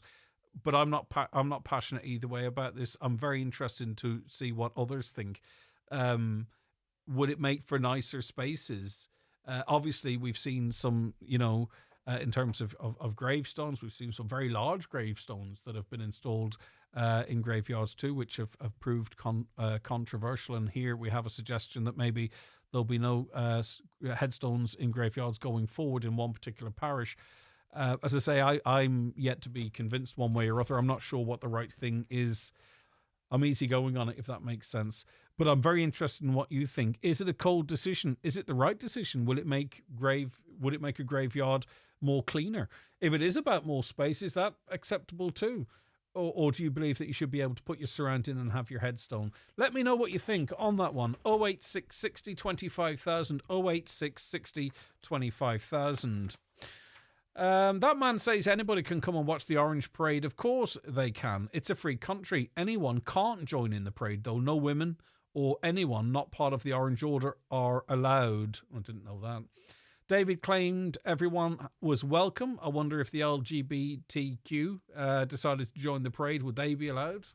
Some of these groups, I do wonder in the future if they'll be allowed in regular parades. I mean, pride parades are not happening all over Ireland and in Britain because they can't get sponsors, they can't get funding because, I don't know why, but I have a sense there's a reason I know why. I think there is a pride parade going ahead or had gone ahead in Letterkenny, I'm not quite sure. But anyway, that's not your point, is it? Yeah, it's inclusive to go and watch, but maybe not inclusive. But it isn't a St. Patrick's Day parade either. It's quite a specific demonstration of what they'd be at. Back to GEA. I've been to nearly all games. I couldn't get 7 tickets for our family. I'm a club member, also paying an annual fee and also all other fees for 4 boys playing GEA. Slap in the teeth, that is. You support the association all year. Your family contributing on the pitch and off the pitch, and then you can't get your tickets. Another caller says, I think that the GEA is a joke. It's only an amateur sport and the players don't get paid. We can watch football games for free, so why can't we see the GEA games? You mean in person? Also, there's a big debate in the GAA this year about whether players should be paid going forward. If there are no Jeffrey Epstein clients, why is Ghislaine Maxwell in jail? Well, it would make you wonder, wouldn't it? Because she would seemingly be in jail for nothing because there was no one exploiting, seemingly, these young women and children. You know, why did he kill himself? Sure, there was no list. There was no threat to him. He wasn't blackmailing anyone, apparently. That's what they're saying. It's really quite interesting because people talk of a new brush, and there was an awful lot of support for Donald Trump in this country, it has to be said, particularly for people who are sort of disenfranchised with the way politics is. And they sort of said, you know, what Donald Trump is doing is different. You know, it's different as he's cleaning the swamp and all that kind of stuff. And people going around with red Make Ireland Great Again hats because they think MAGA's the best thing since sliced bread. And I'm not, you know, I mean, Donald Trump's achieving quite a lot in office. But lo and behold, the very people that said that they'd seen the files, that would be publishing the files, were employed by Donald Trump. And now they're saying Jeffrey Epstein did kill himself and that there is no files, and Trump stands by this, Trump's press secretary stands by this. And I think if you were a MAGA supporter and you were expecting the swamp to be cleaned, you might realise that maybe they're all up to their necks in the swamp. Decisions on public funding often depend on the specific criteria, such as peace building, cultural heritage, or community engagement. The Orange Order is none of that, believes the listener. Back to the Cabinet and whether Super Juniors should be at it. The presence of individuals who are not full Cabinet members at confidential government meetings is ridiculous and shows the parties will do anything for power. I'm very keen for the Constitution or the constitutionality of that to be clarified. I think our Constitution is a very important document, and I think it's very important that any government is operating fully within the guidance of the Constitution. So one way or other, I think it's very important that we get some clarity. Right. Quick request, but no less an important request, of course, for Mason Gallen, who's 8 today. We were in Rafo with Mary Hart, and that's exactly where Mason Gallen is. Happy birthday, Mason. Lots of love from Nanny and Granda Gallen. They're in Killygordon, of course, and best wishes from all of us here. Have a wonderful day. I hope you're enjoying your summer holidays. Are you getting a bit bored? Maybe you're at camps every day. I haven't a clue. But anyway, next month, everyone will be back at school. All right, back after these. The county's #1 talk show, The 9 till Noon Show on Highland Radio. It's time for Vision Ireland Bingo on Highland Radio. It's Tuesday the 8th of July. You're playing on the brown sheet for the Dilly prize of €400. The reference number is S17. It's game number 28. The numbers are 2, 86, 43, 8, 73, 67, 14, 57, 4, and finally 18. Phone your claim to 9104833 before midnight, leaving your name, contact number and the name of the shop where you purchased your book, and we'll call you back the next working day. Get all your Vision Ireland bingo information at highlandradio.com. Looking for a great day out right here in Donegal? Step into the Crawley Distillery Visitor Experience.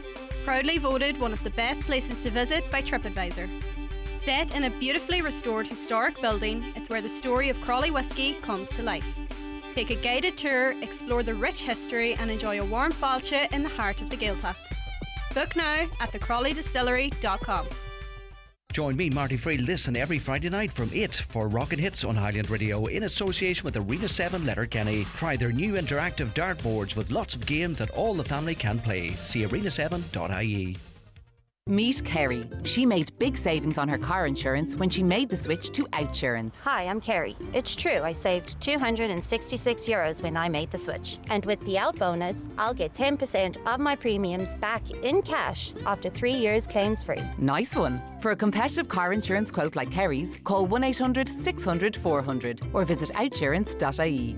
Real people, unreal savings. Outsurance. You always get something out. Based on a like-for-like policy comparison, the customer received a gratuity for their participation. Out bonus calculated less taxes and levies. Acceptance criteria, terms and conditions apply. Car and home insurance is underwritten by Outsurance DAC. Outsurance DAC trading as Outsurance is regulated by the Central Bank of Ireland. The 9 till noon show with the award-winning Lennon Festival Ramelton. Now until July 14th. This weekend, enjoy Honour, Queen Tribute, Tumbling Paddies and ABBA Sensations. Plus family fun and entertainment for everyone. For full details, see Lennon Festival Ramelton on Facebook.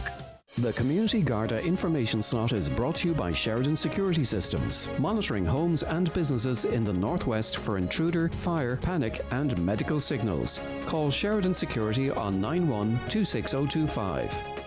Now, 18 minutes past 10 on this Tuesday, the 8th of July, and I'm in studio with Garda Niall Maguire with the Falcarra Garda Station. Good morning, Niall. Thanks so much for your time. Good morning, Greg, and good Really morning do to everybody appreciate listening. it. Okay, we start with a very difficult appeal, and that's in relation to the road traffic collision in Carndonna last week. Yes, I'm sure your listeners are well aware of the tragic accident that occurred last week on the R240 at Carrowmore, Glentoher, Carndonna. So we're obviously conducting an intensive investigation into the circumstances of this collision. So this happened on the 2nd of July, shortly before 6:30 p.m. My colleagues and other emergency services were alerted to what happened, a collision involving a car and a van on the R240. And as you know, Greg, unfortunately, Natalie, aged 27, and Ella McLaughlin, aged 6, passed away as a result of their injuries from that horrific collision. Tyrone and Ria Rose are in our thoughts. They're still in hospital with non-life-threatening injuries, so we wish them a speedy recovery.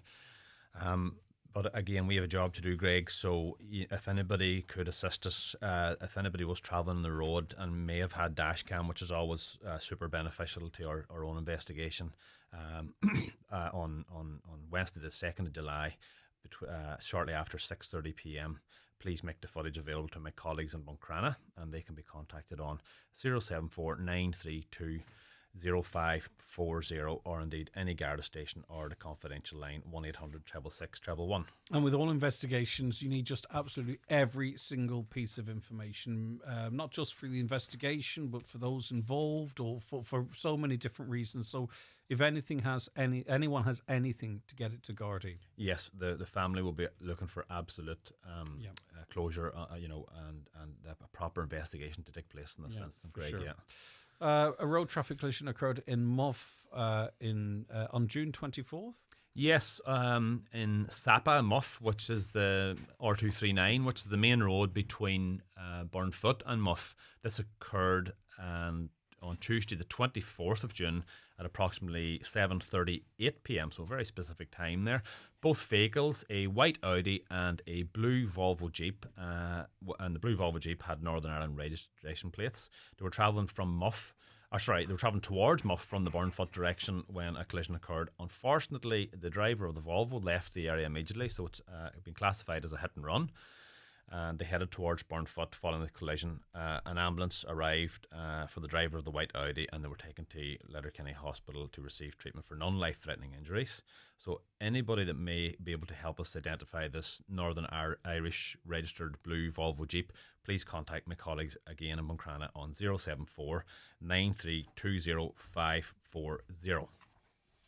Yeah, and there are a few about, but it's also relatively distinctive, that, especially with damage. So maybe it's ended up in a body shop or something as well. Absolutely. Yeah, okay. Now, on to burglaries. We'll start in Rossnowla, Niall. Yes, in the early hours of Sunday, the 6th of July, between approximately midnight and 6 a.m, the rear door of the property was forced open and entry was gained. A sum of cash was stolen from the cash register within, so anybody that can assist us in Ballyshannon can please contact my colleagues in Ballyshannon. So that was Coolmore, Rossnowla, on the night of Sunday the 6th of July, and Ballyshannon can be reached on 071 985 8530. Burglary in Sapa, Muff. Back to Sapa. Back to Sapa again, yeah. So this same stretch of road again between Burnfoot and Muff, between 7 a.m. and 4 p.m. on Monday past the 7th of July. A window and a door to the rear of a premises was broken and entry was gained. a number of quite expensive items, I believe, were stolen from within, namely a Rockwell sander and a silver orange Rockwell floor buffer and an aluminium outdoor patio set. It's a 3-seat couch and 2 single chairs. If anyone can help us identify what happened at Sappa Muff on the 7th of July, please contact my colleagues again in Buncrana, 074 93 20540. Yeah, you'd imagine a van or trailer might have been required in that instance. Yeah, and it wouldn't have been too quick either, I wouldn't have thought, Greg. Yeah, so someone will have seen something, and maybe now after hearing that, it would have made sense. Another thing that's hard to do inconspicuously is steal a tractor. Yes, a Case International 844 tractor was stolen from a yard at Dundrain in Burnfoot at about between 5 p.m. on Friday the 4th of July, and it was discovered then over the weekend on Monday at 4 p.m. the 7th of July. The tractor did not have registration plates. It was an older type tractor, and it was rusted, especially around the bonnet area. So again, my colleagues in Buncrana are looking after that, and if anyone can help us find that Case International 844 tractor, please make contact with Buncrana. Right, criminal damage now in Culdaff. At Bunnegee Pier, Culdaff, between midnight and 6 a.m. on Thursday the 3rd of July, a boat at that location was boarded between those hours, and the diesel tank was smashed. Safety gear from the boat was thrown overboard, but was later recovered by the owners. And if anyone can assist, again, back to Buncrana, 074 93 540. It all seems to be Buncrana this week, Greg. Yeah, and what often we see can happen at this time of year is outboard motors going missing and all that type of stuff. You know, boats tied up at piers, and you know, I don't think that's a practice that's going to stop. But maybe people could look at security devices in relation to that, because they're very valuable items. Yeah, and any instance I've been involved with myself, Greg, investigating and speaking to the owners, sometimes insurance companies are quite, they're quite strict on, not paying out because certain precautions haven't been taken. You know, if you leave it too easy, they mightn't always pay out, Greg. Yeah, indeed. Be careful. Criminal damage in Muff now. Yes, at the White Oak Centre, Greg, at their Celtic Prayer Garden at Lenamore Muff on Tuesday the 1st of July between 3:50 p.m. and 4:10 p.m, so that 20 minutes on the 1st of July. A wooden hut was burnt down between those times within the garden.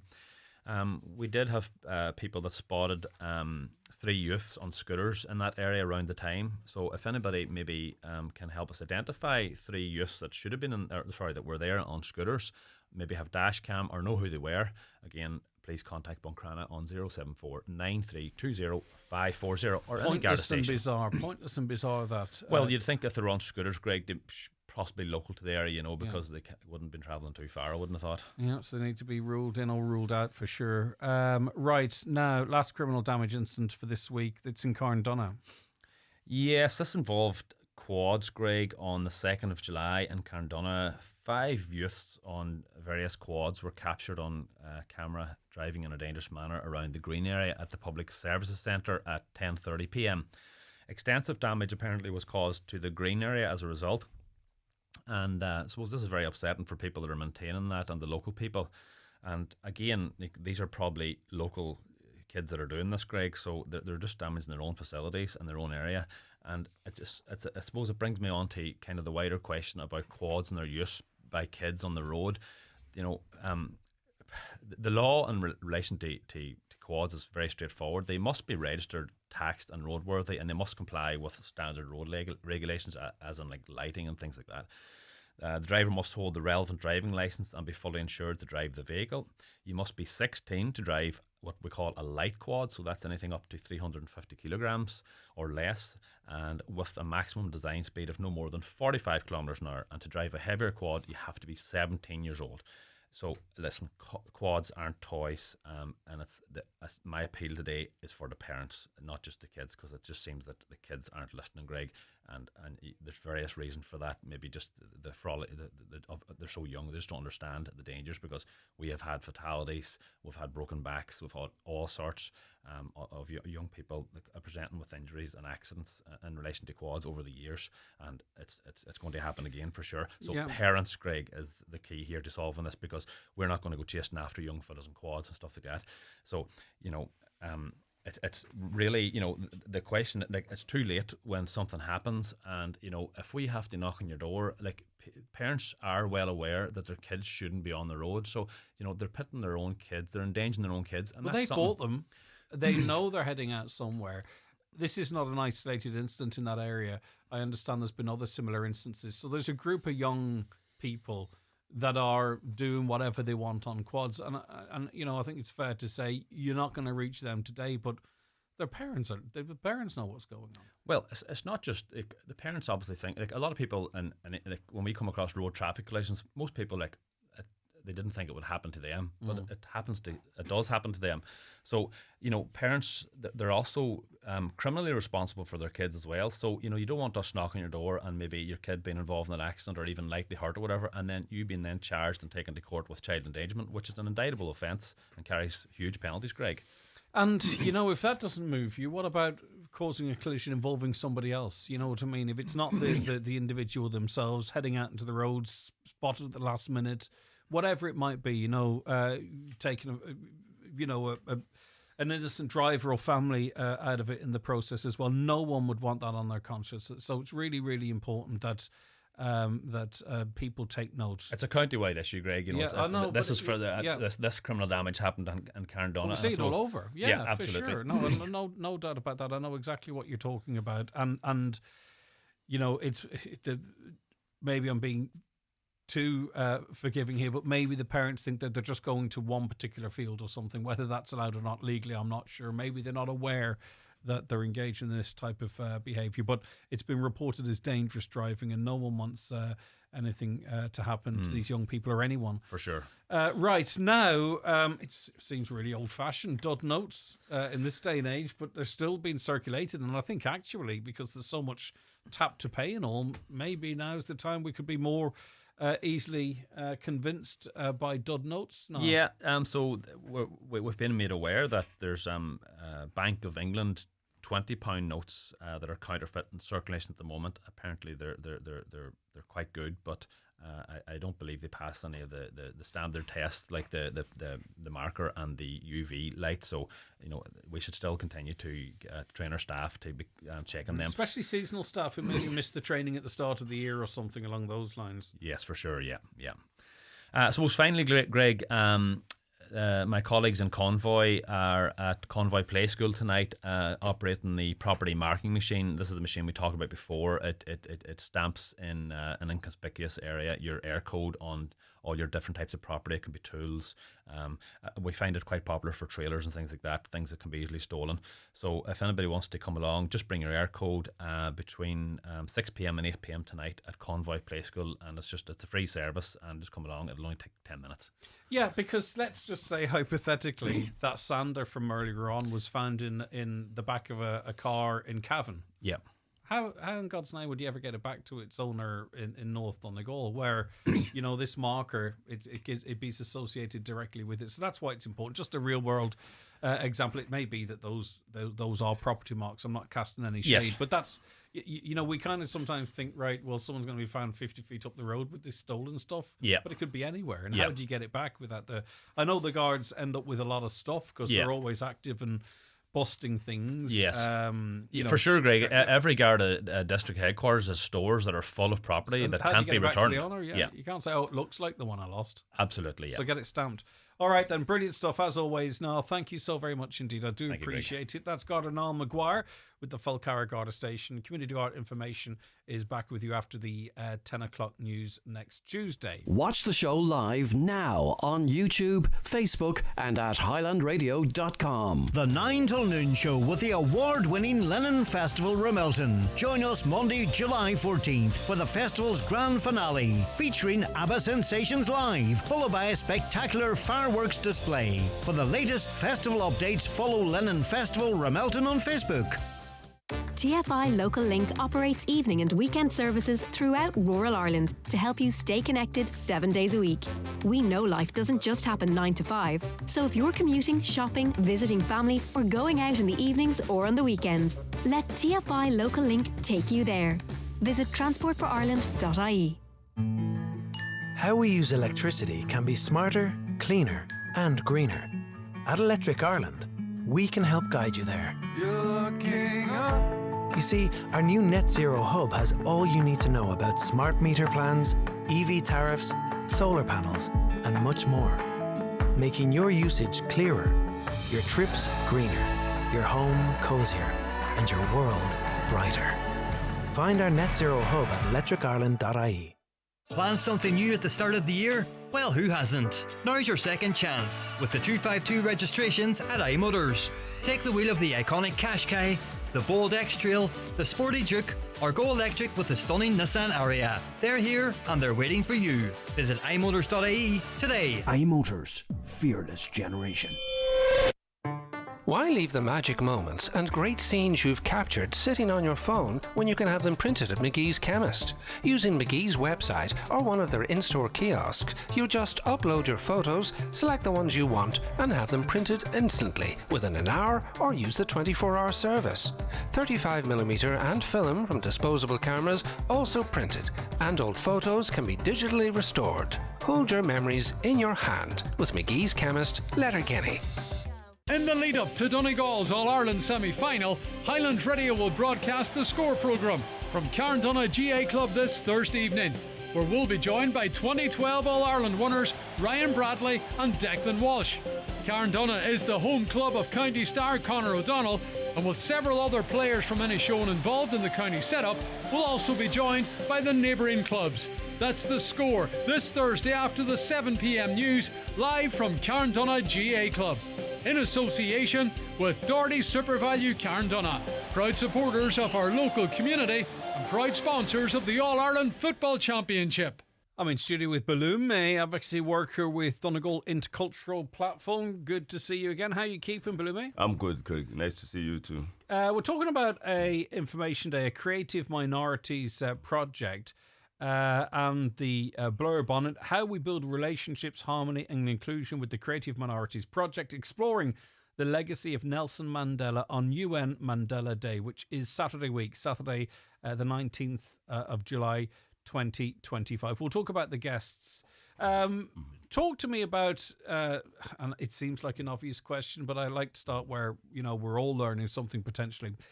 The significance of Nelson Mandela and his influence, I suppose, on South Africa, but globally as well, because he was a global person. Yes.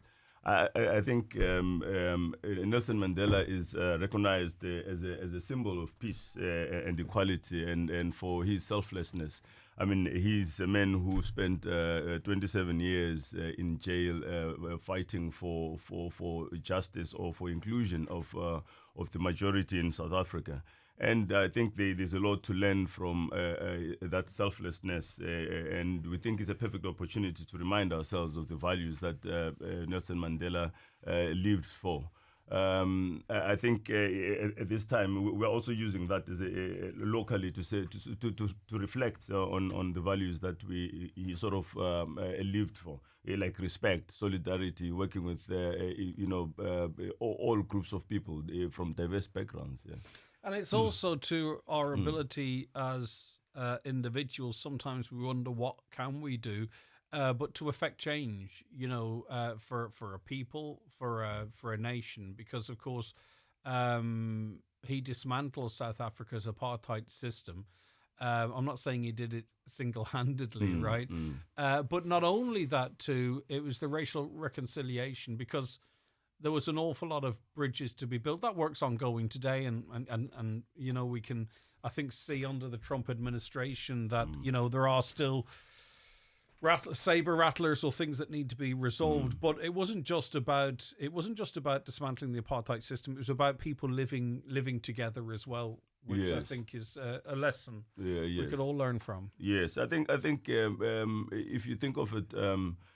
There was a lot of anger in 1994, perhaps, when Nelson Mandela became president, and people would have expected maybe revenge or acts of trying to correct the past. But I think what he lived for was trying to steer people away from the idea of holding on to hurt, but to say, look, there's more to live for. When people live together in harmony and in peace, and then that there's also should be ideas of reconciliation, of forgiveness, of moving forward from past, injustices to living together peacefully.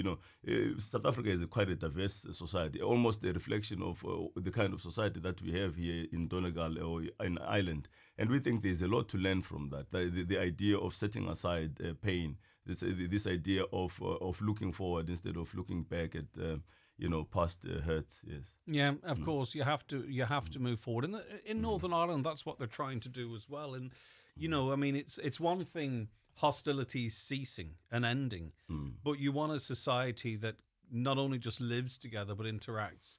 And also too, of course, a big plank of his work was human rights, which is it seems basic, but not everyone has access to the fundamental human rights that they should. Yes, I think we also are not saying that people should just brush off, cases of social injustice or cases where human rights have been violated. But we are saying that there should be space for people to be able to communicate their concerns, within safe spaces, and that human rights are at the epitome of what Nelson Mandela lived for. His whole cause was that, the black majority in South Africa should be given human rights or given equal opportunities as their white counterparts. And even after independence, he lived to that truth. And he said, look, it's for everyone. It's not for a certain group of people to be able it's with the majority. In fact, the Creative Minorities Project that we're trying to put into place is about bridging the gap between the minority and the majority, ensuring that there is constant dialogue between and sharing of different cross-cultural exchange of ideas. It's interesting because often the greatest fear is amongst the majority of the minority. If that makes sense. It does. And it doesn't really. Perhaps it shouldn't make sense, but people feel threatened, don't they? But that's why learning more about each other, and it doesn't need to be different races. That can just be humans, right? Just humans learning more about each other. Because in the vacuum of that, I think fear and hate goes in there. Do you know what I mean? That's true. When there's a lack of understanding. That's true. So the Creative Minorities Project is intentional about that, about creating activities where people can actually be able to go beyond that fear. Activities that are mutual in nature. If it is, for instance, a football game, that people enjoy exercise, all human beings, whatever they are, their gender, whatever their cultural background. People possibly enjoy jogging or running or exercise, some form of exercise, or whatever pursuit people have. Human beings are complex. We all carry our complexities. We've got the same yearnings for happiness, for love, for peace, and that. So whether it's the majority or it's the minority, we all, desire the same things. So the Creative Minorities Project intention is to actually make people realize that we all yearn for the same. And that sometimes the fear blocks us from realizing that we were actually on the same journey of trying to self-reflect about the purpose of life or the intention of life, or our hope for happiness, our hope for peace, and that we're yearning for the same. But I suppose we need to find activities that actually make us realize that we can be able to achieve all those things together. And I think too, we're not naive to think that, and sometimes you can from a distance look on with rose-coloured glasses, that everything's perfect in South Africa, for an example. It's not, but it is a far more equal society now. There are those then that maybe feel things are going too far one way or another, but that doesn't mean it's a failed process. It means it's a process that's ongoing. I suppose the best way to look at it, Craig, is what could have been the alternative if there had not been the intervention of Nelson Mandela and the ANC. If they had not chosen the path of peace. So I suppose things could be worse off. And also to look at it from an optimistic point of view is that there is continuous dialogue about issues, and that's what you want. Because if there's dialogue, if there's conversation, it means that people are trying to solve something. We can get to a point where conflict eventually, where the people do not talk at all. People do not converse about issues at all. We have seen that in, currently the conflict happening in Israel and Palestine. There is no dialogue. There's no conversation at all. If anything, people are separated and they have conversations separately. But those people yearn for the same. They yearn for peace. They yearn for happiness and a bright future and long life. But then because there's no conversation, there's no dialogue anymore, there's nothing you can do. There's no solution to that.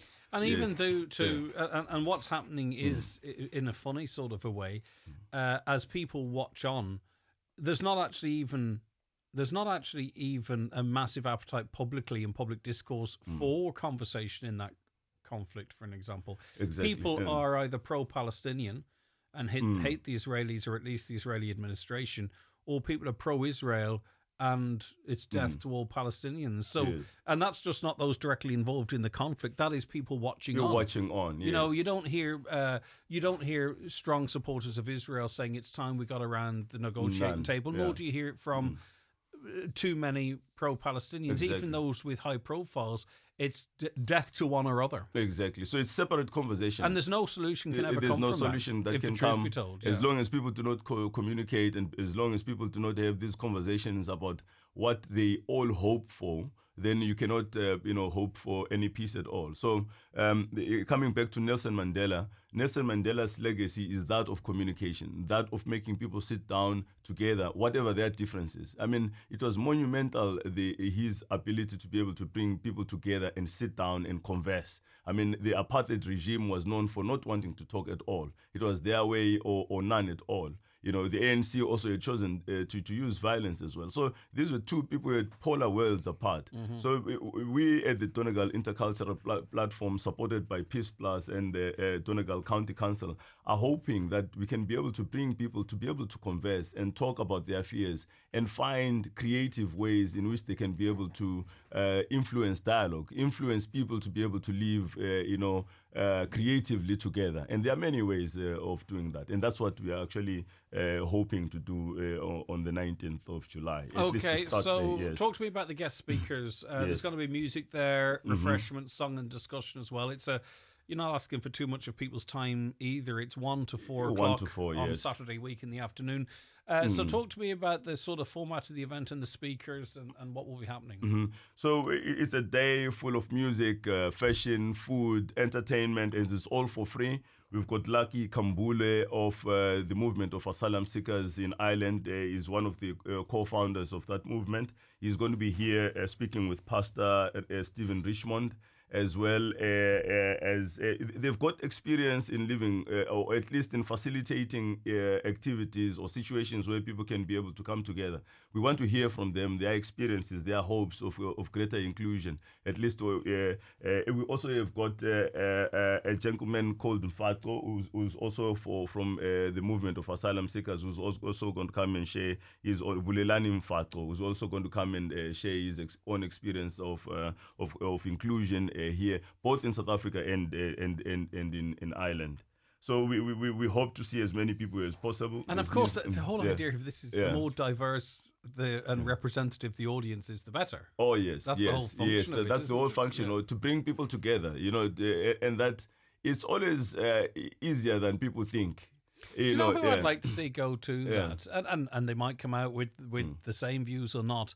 Is those people that maybe they have opinions, but it's based on maybe feelings rather than knowledge, if you know what I mean. I mean, there's going to be members of the white Irish community that are very open to the African community, and they'll go there and they'll enjoy it, and they might learn something and integrate and have a bit of crack. But it would be interesting for people who go, oh God, I don't know, different people, to go and sort of have their eyes opened a little bit. Oh no, as the case. Do you get where I'm coming from? Yes, Greg. So you're reaching people whose views you might change rather than preaching to the converted. To the converted, yes. We hope to attract those people that are sitting on the fence who are not sure as well, or even people that have moved to the extreme as well. But I mean, look, Greg, you don't need to convince too many people. If you go to the hospital, I know today, that. I know, you don't need to be convinced much, because there you find a diverse range of people. Coming from different parts of the world, all functioning, trying to create a system that actually serves all humanity, no matter where they come from. I know maybe some people need to be convinced, and maybe some people, need the kind of activity that we're going to have on the 19th to be convinced that actually interculturalism works, diversity actually works. There's nothing dangerous about difference. In fact, difference is a gift, and that's what we are trying to promote, that idea of diversity. Yes. Okay, and of course, not everyone believes that, but look, we keep talking, and we see where we end up. Okay, Balume, everyone's invited. It's Saturday the 19th. It's an event in Trinity Hall, Letterkenny. There's going to be music, refreshment, song and discussion from 1 to 4 p.m. with special guest speeches as well. And it's to mark Nelson Mandela's International Day, with a view to making a difference in every community. And in this instance, we're talking about a Donegal community. Anything you want to add? No, thank you. Just come in. It's for free. Everyone is invited. Like free. Yes. It's going to be a fun day. Yes. Thank you very much, All Greg. right, see you soon. Thank you so much. The 9 till noon show, proudly sponsored by the award-winning Lennon Festival Ramelton, now in full swing. This weekend, catch headline acts: Honour, Queen Tribute, Tumbling Paddies and ABBA Sensations. For tickets, search Lennon Festival on Eventbrite. At Franklin's, we understand getting the right property valuation matters. If you're selling your home in Donegal, trust the experts who truly know the market. Whether you're upsizing, downsizing, we're here to help every step of the way. At Franklin's, we do things differently. Honest advice, expert guidance, and a name you can trust. Book your valuation today at franklins.ie or call our office on 07491 88 Franklin's, putting the value in valuations. Ready to transform your smile? Discover the magic of Blue Poppy Dental in Letterkenny and Donegal Town. With implantologists, surgical and cosmetic dentists, orthodontists and an endodontist all under one roof, we've got all your dental needs covered. Starting your journey is easy. Call us on 074 91 20355 or book your appointment online anytime through our user-friendly patient portal at bluepoppydental.com. Blue Poppy Dental and Orthodontics, where smiles shine brighter. Get the job done with the right equipment delivered direct from Watson Hire in Letterkenny. Free delivery on all equipment has been extended to the Finn Valley area, including Ballybuffet, Stranorlar, Castlefin and Killygordon. With great daily and weekend deals available, call Watson Hire, Lisnen in Letterkenny on 9167777. See Facebook or visit watsonhire.ie. Who the hell are you? Get ready, Donegal. Highland Radio is throwing a party like no other. It's the Big Highland Summer Bingo Party, hosted with me, Keith Fletcher. And me, Lee Gooch, Hawaiian shirts, hulas, how the hula are ya? Big laughs and even bigger cash prizes. With €1,000 off for grabs, expect big party tunes, madness and just a little bit of mayhem. So, Saturday the 2nd of August at Jackson's Hotel, Ballybuffet. You better get your tickets quick on eventbrite.com. Hey, what? Is it over 18s? You better mention it's over 18. Okay. And it's over 18s. Highland Radio weather updates with McElhenney's. Find all your summer essentials from fashion and accessories to beauty and homeware at McElhenney's. Explore more in-store or shop online at mcelhenneys.com today. All right, so it's getting humid. It's going to get sunny, but not today. Later in the week. Mostly cloudy today, though some isolated bright spells will develop. And when you get that sunshine on your back, you're going to feel the heat. Temperatures 17 to 25 degrees, warmest in the south. No overnight temperatures. It's I don't know who puts the weathers together for us, but sometimes it gives you the weather for a week, and other times it doesn't even go into the evening. Right now, George is with me now. George, you got a lovely gift. You and your partner, a voucher from Ryanair as a present. On the face of it, it's like a ticket to ride, but everything wasn't as it seems. Hi, George. What happened? Morning, Greg. How are you? Basically, when we went to use the voucher, Greg, it wouldn't let us use the voucher because the name on the voucher is not as appears on a passport. Right. So the voucher was purchased for myself and my wife as a Christmas gift in December 23. And we didn't avail to use it until the probably 2 weeks ago on the Sunday, we were travelling to England. Mm-hmm.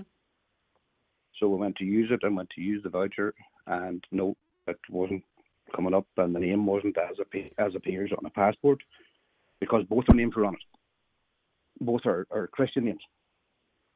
Okay, this is very strange, isn't it? So were you using it to book flights? Yes. Okay, so how does it work? So if I were to buy you this gift, then I would need both your full names, your passport names, Yes. and your dates of birth or something before I could actually buy you this well, present. or preferably one name just for random name. Understood. Patrick John Murphy. Right. As it would appear on a passport. But this is not highlighted on Ryanair's website when anybody is purchasing a voucher. So really then that voucher would only be of any use to the person who bought it for you? I don't even know that. I can't, because we carried on, we booked the flights, we went, we came back, we tried to contact Ryanair last week. Yes. Really to no avail. I tried to get speaking to a human being. No luck with that. I tried on numerous occasions. I rang the Dublin number that was I got on the website, and you get through to an answer machine that tells you to press this for that, and this 1, 2, and 3 for different things like. Mm-hmm. And so eventually it comes to press 0 for reception. I press 0 for reception. The call will last roughly about 1 minute and 45 seconds, and it cuts off. Yeah. And you don't get speaking to somebody. So on the third or fourth time of trying, I pressed, I can't remember now if it was 4 or 5 to get through to make a payment. I thought, I'm going to try and get somebody. And I did get speaking to a fella. He was helpful to a point, but couldn't find the voucher number, gave him all the details, wanted a 6-digit code that we weren't issued with when we received the voucher. It was only the person who purchased the voucher received that. Mm. So I had to go back to them to get this code, hoping they still had the original email from December 23, which thankfully she did. So went back on, tried the chatbot, which is of no use whatsoever because they couldn't understand the question you were asking, and went on to the chat room. Then so you're typing your questions and somebody's typing on the other side back to you whatever answers they can put. And they tried and told us on both occasions that they could not find this voucher at all. And basically that was the end of it. And even down to ask, could we provide the last 4 digits of the card, the bank card that purchased the voucher? Now, after telling them it was a present, I mean, if you bought me a present, Craig, I haven't got the last 4 digits of your bank card. No. Yeah. I just out of curiosity, George, and this is no help, I Googled how long Ryanair vouchers last. Did you do that? Mm-hmm. It says 12 months. No, well, it's the expiry date's on the vouchers. Okay. 2029. Right. Thank God for that. Right. Okay. That's okay. So you can't speak to a human really who understands the question. The voucher doesn't exist on the Ryanair system, even though we know it's valid now. Thankfully, that is the case. Yes. And we really, I suppose, all we can do is find out if anyone out there has the information. See, it says here, even though you've an expiry date on it, it says on the Ryanair website, gift cards are valid for 12 months from the card issue date. The card code is valid until fully redeemed within the expiry date. Maybe they changed that because yours is to 2029. Yeah, I was quite clear on it. Yes, it is quite clear.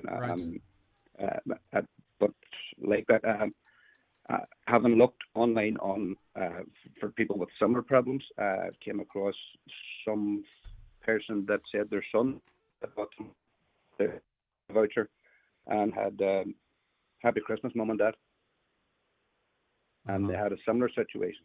Well, here's a text that says, Greg, my granddaughter a caller says, Greg, my granddaughter bought vouchers for Christmas and had her own name on them, so they had the very same thing with Ryanair. It went on for weeks, so they just gave up and gave them back to the granddaughter because her name's on it and she can use them. And I wonder, is that the route you're heading down? Because at the same time, you know, someone gave you a gift, George. You can't keep going back to them and saying, do you have No, the code? you don't- Can I have the you- 4 you don't digits like of your card? I mean, it's crazy. You can't keep doing that. No. Unless they were You like don't your like the card. sister or brother or something. Like maybe you'd hassle them then. But right. Okay. So really what we want, it's great to hear from anyone, but we want someone maybe who's found a resolution to this, really. Yes, and maybe somebody get in contact with Ryanair and tell them to highlight this on their website, that anybody purchasing a voucher should have the name, the full name as on a passport, or don't sell them unless you have the name of the person that you're gifting the voucher to. Yeah. So I couldn't say to if it was to me, I couldn't say, to my best friend Greg, here's a voucher. It would have to be. It's on my passport. To Gregory Hughes, here's a voucher. Right, okay. That should be made very, very clear. It's very unfair, actually. We're going to contact Ryanair as well to see what they have to say, George. That's lovely, Greg. Thank you very much. All And right. anything you do will be greatly appreciated. Yeah, of course. Well, we'll try our darndest. Thanks so much, George. There, as to say, other people in similar situations, but we've no resolution yet. Have you got a fix? 086 60 25,000. Highland Bakery brings the magic to your morning tea break. Golden scones, still warm, soft in the middle and impossible to resist. Look for the packet with the rabbit on it. Fresh from the oven to your local shop. 25 years of Highland Bakery. If your go-to trade brand is DeWalt, get to Screwfix. Get the job done with flash deals and power tools, from combi twin kits to SDS drills until 13th of July. And get kitted out with exclusive to Screwfix DeWalt workwear. Power up with DeWalt at Screwfix. Shop now at screwfix.ie or in over 35 stores. The body is that of a 35-year-old. Significant lesions to the face, particularly the right temple, correlating to the intracranial hemorrhaging observed. Seatbelt abrasions clear across chest and abdomen. Broken femur and tibia, right leg. Blood alcohol is over the legal limit. Cause of death, drink driving. Drink and drive, and it could be you on the mortuary slab. A message from the Road Safety Authority. Visit rsa.ie. Attention families, on Saturday 12th of July at 10:45am, Jackson's Hotel presents Say It, Sing It, Clap It, the ultimate Miss Rachel tribute show. Bring your toddler and join 45 minutes of singing, signing, puppetry and interactive fun. Tickets are $22.50 per parent and toddler. Book online now at jacksonshotel.ie. Discover a new way to cook outdoors with the Ninja Woodfire Electric Barbecue Grill, now at Ben Sweeney Euronics. It's a grill, smoker and air fryer all in one, with 7 cooking functions, no charcoal, gas or flames needed. Woodfire technology delivers real smoky flavour anywhere, in the garden, patio or in the campsite. Weather resistant and ready year round. Get the Ninja Woodfire Electric Barbecue Grill at Ben Sweeney Euronics, Letterkenny and Dunlow. The 9 till noon show with the award-winning Lennon Festival Ramelton. Now until July 14th. This weekend, enjoy Honour, Queen Tribute, Tumblin' Paddies and ABBA Sensations. Plus family fun and entertainment for everyone. For full details, see Lennon Festival Ramelton on Facebook.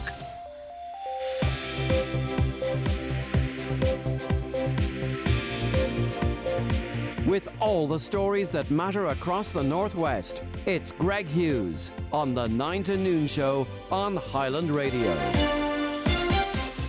Let's get a news update. Good morning, Donna Marie Doherty. Thanks, Greg. Good morning. Gardaí are appealing for information as an investigation into the crash that claimed the lives of Natalie McLaughlin and her 6-year-old daughter Ella gets underway. The car that Natalie was driving collided with a van on the R240 in Carrowmore. Ria Rose, Natalie's infant daughter, and her partner Tyrone, aged in his 30s, sustained non-life-threatening injuries. The man arrested in connection with the stabbing in Derry on Sunday has been released on bail. The incident that happened in the Faustina Terrace area left a man in his 40s with a serious wound to his arm, for which he was taken to hospital. The 31-year-old man, who was arrested on suspicion of a number of offences, including assault on police and aggravated burglary and theft, has been released on bail to allow for further inquiries.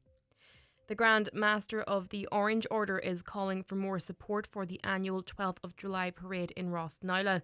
The event, which takes place on Saturday before the 12th each year, attracts thousands, with members from over 50 lodges from Donegal, Monaghan, Cavan, Leitrim and across Northern Ireland attending, along with a number of international visitors. On today's 9 till noon show, David Mahon told Greg Hughes that the Rosnila parade is hugely popular and has a reputation for being one of the best orange parades on the calendar. Gardaí have issued a warning about the danger of quads after a criminal damage incident involving the use of quads on Wednesday last in Carndonagh. 5 youths on quads were captured on CCTV driving in a dangerous manner around the green area at the Public Services Centre around 10:30 that night, causing extensive damage to the green. Garda Maguire says this is just one of a number of similar incidents that have occurred in recent times in the Carndonagh area, and it raises very serious concerns. And finally, Gardaí are investigating a hit and run that happened in Muff on Tuesday, the 24th of June. A white Audi and a blue Volvo Jeep collided on the R239 at Sapa at approximately 7:38 p.m. Both vehicles with northern registration plates were travelling towards Muff. The driver of the Volvo left the area immediately in the direction of Burnfoot. The other driver was taken to hospital for non-life-threatening injuries. That's all for now from the newsroom. Back with more at 12 noon. Thanks, Donna Marie.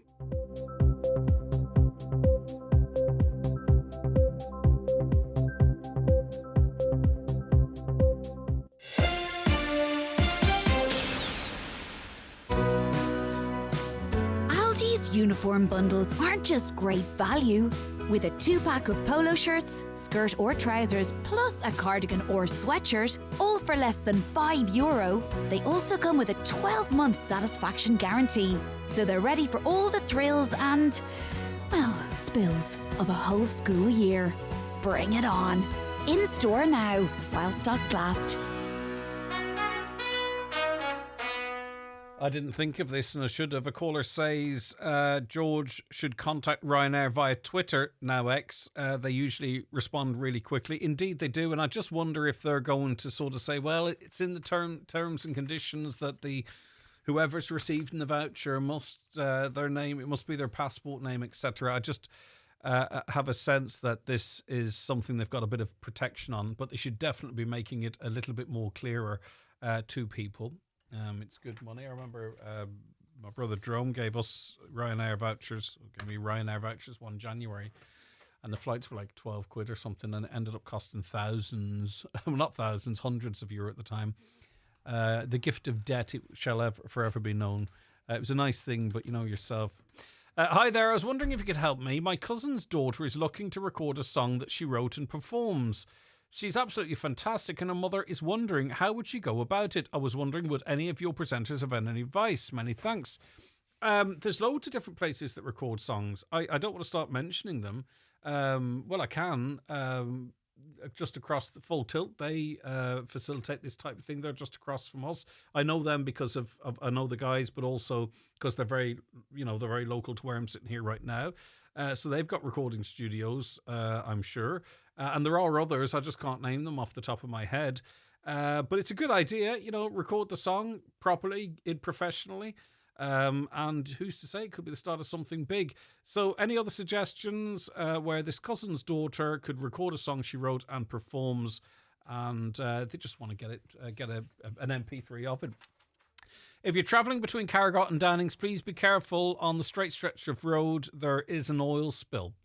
So if anyone's overtaking or braking or slowing down for a cyclist or a pedestrian or whatever it might be, and it could be dragged up to that corner and be quite dangerous. So there is an oil spill between Carrigot and Downings. If you're travelling that road, please do so cautiously. Good morning, Greg. Please ask your South African guest to explain the policy of black economic employment. I'm not an aficionado in South African politics, but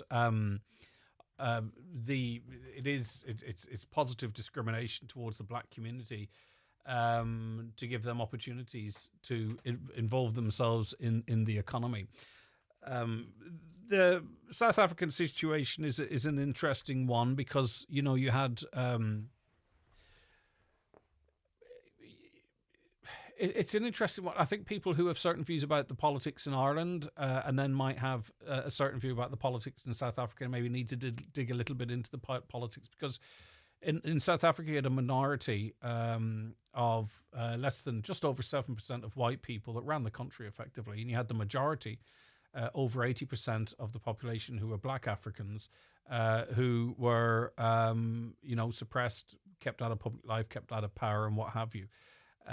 So, it's just to say, if you're a black South African, what my point I'm trying to make is if you're a white Irish person who's got an issue with immigration, you would be sympathetic to the black community of South Africa of that time, if that makes sense. I think it's very important to sort of people make sure that their views are consistent. Good morning, Greg. Please, I've just read that, literally just read it, and I'm reading it again. Hi, Greg. I think the priest is right. Currently in my graveyard, I can see so many graves that have no one left to them, and their graves are very unsightly. The way graves will continue to be cared for long after families are no longer there. And just in case you missed it in the second hour, this was a comment from a listener whose local parish priest has said to them that they don't want gravestones going forward because it's easier to keep the graveyard, and the caller believes it's cold and that someone put a surround on a grave and was already been asked to remove it. But I just wanted to throw it out there to see what the general public felt, and as I stated at the time, I'm indifferent at this point. I'm open to being influenced. Re-headstones, the people fund the building of the churches. We see that happening in our area with fundraisers. Therefore, it's the people's decision, not the priests, who only spend limited time in a parish. They come and go. Yeah, it is. I mean, it's the bishops is in charge of the priests, and the priests in charge of the diocese. I don't know, it's a complicated one.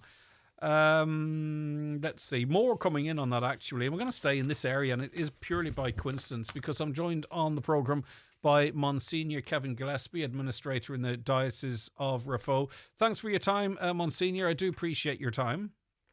Good morning, Greg. How are you? I'm good, thank you. Right, now, there is a push on the council, the councillors, I suppose, to create a new multi-denominational burial ground to serve Letterkenny and its wider community. That's what the Donegal County Council is currently pursuing. Would you be of the view that you endorse that needs to be pushed on? Absolutely. There is a certain urgency to the question. Both myself and Father Brian Quinn, may God rest him, who has passed away since, brought this to the attention of the council back in October of 2020. Our own graveyards here in Letterkenny are very near to capacity, and at that stage we thought it was urgent to bring it to the council even in 2020. Part of the reason is that increasingly we find that, as we all know, Letterkenny has become very multicultural and multi-faith as well, and that's not going to change. And people who have made their home here, who will spend their whole lives here, ought to be able to rest their mortal remains here when it comes to that day, for their families to visit their graves and so on. So there really is a great need for this, and just a wider need when you consider the projected growth of Letterkenny over the next 20 to 30 years. When we talk about Conwall and Leck currently close to capacity, can you imagine how long it might be before there quite literally is no further space? Are we talking a year? Are you talking 5 or 10 years? Certainly not 5 or 10 years. Okay. Absolutely not. It's very near, and I must say we made this point very strongly to the council officials, who we did meet a number of times, and they obviously have taken a lot of initiatives in the meantime.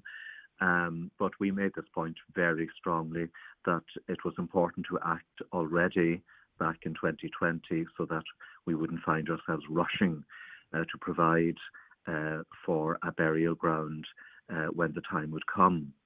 Now, the council, their officials have done a lot of work on this. They have consulted amongst other faith elements in the community. The local representatives have been very supportive and very active on the matter, but I would have a concern that we do not see action because by the time you acquire land, acquire planning permission, and actually do the work, you're going to need a few years to do that. Yeah, for sure. And we've been talking about it a long time. So Donegal County Council actively considering plans doesn't really feel like we're any further on. And you talked of the planning process. It's not that long ago that a parish in the south of the county had an application for an extension to their graveyard refused. So nothing is guaranteed. That could be quite a lengthy process. So really, that process needs to be really well advanced now before we quite literally run out of space, Kevin, or Monsignor. Sorry. Yes, I would agree, and I suppose I imagine from the council's perspective, it's a matter of having monies allocated in the budget, and that also brings in the national perspective on what councils are actually allocated for various projects. But this one really is very pressing. Yeah, and it's not only Letterkenny, it must be said. There are many, even smaller parishes are struggling with space in their graveyards. And certainly in this conversation that we had with the council, we extended beyond our own diocese, because of course there are other dioceses in parts of County Donegal, and they also have large towns that are facing a similar predicament. Yeah, and there's an inevitability about this, isn't there? I mean, such is life, death follows, and the majority of people want to be laid to rest in their local community. So we need to be future planning, as you say, right across the county. In terms of a location, Monsignor, how much of an input might the church have into that? Because obviously, you'd want it to be easy to access, but also you'd want to factor in how effectively it might go through the planning permission process. Parking, for an example, security. There's a lot to factor in here to make sure the right decision is made. There is, as you meant, exactly, parking, security, even the drainage in the land and so on, when you have burials in it and so on, all different factors to be considered. Now, if in the case of a municipal cemetery, obviously, I don't think any particular group would have any particular influence in where that really will come down to practicalities and where land can be identified that would be suitable and convenient. Obviously, we have given some opinions. We can only speak for our own circumstance in Letterkenny and the preferences that the people would have here in general. But I think practicalities will dictate a lot. And pardon my ignorance on this one, Senior. Obviously, we're talking a multi-denominational municipal burial ground that the council might be responsible for. Why might the church itself not try, like it must have in the past, to acquire land or develop a new graveyard that serves its denomination or works with another church to establish a new graveyard, which I presume has happened historically? Why must it be the council and not the church? Well, in fact, I think our own council is the only one which doesn't take responsibility for these issues. So far, they do have historic graveyards, in fact, that they look after. But throughout the rest of the country, it is the county councils who actually provide in more recent decades for burial grounds. For ourselves, I think there's a very practical thing that if you consider the projected growth of Letterkenny, that the provision that is required is something that needs bigger pockets and that needs the intervention of the council. Mm-hmm.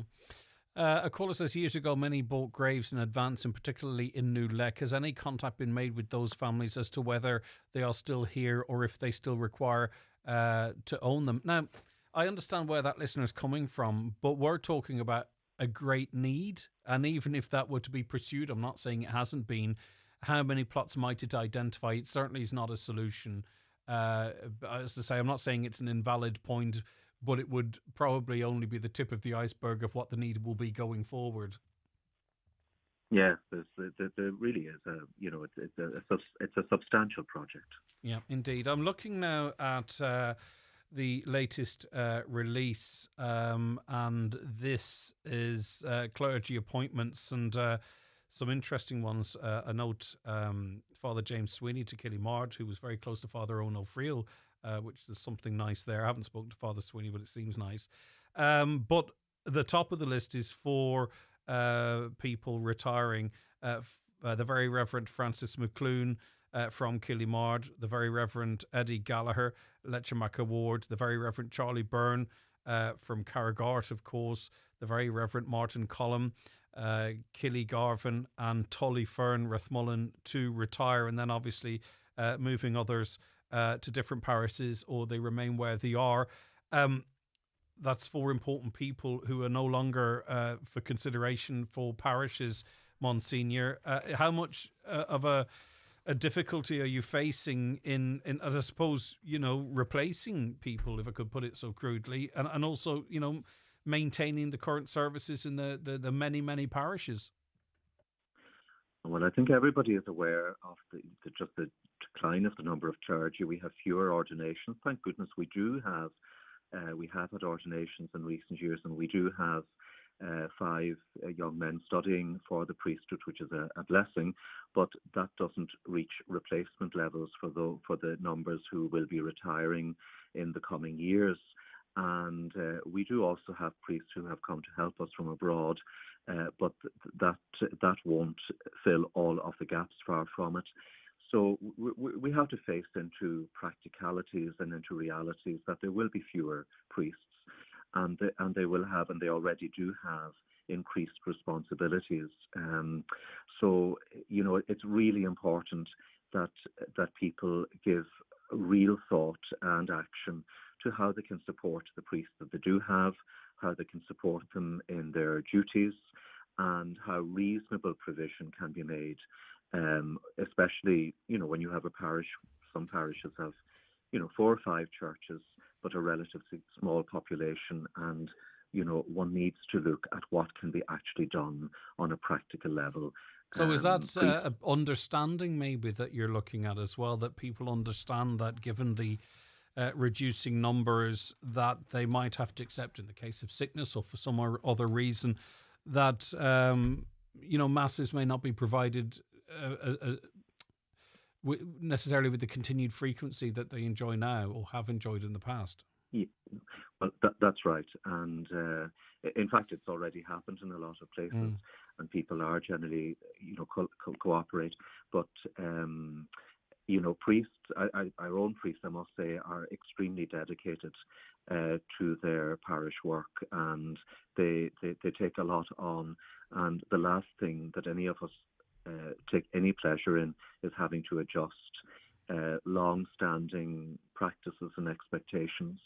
But at the same time, the perspective has to be, where can we provide Mass that will actually provide for the community? And a priest has to put himself out, and very often the people have to discommode themselves a little bit as well.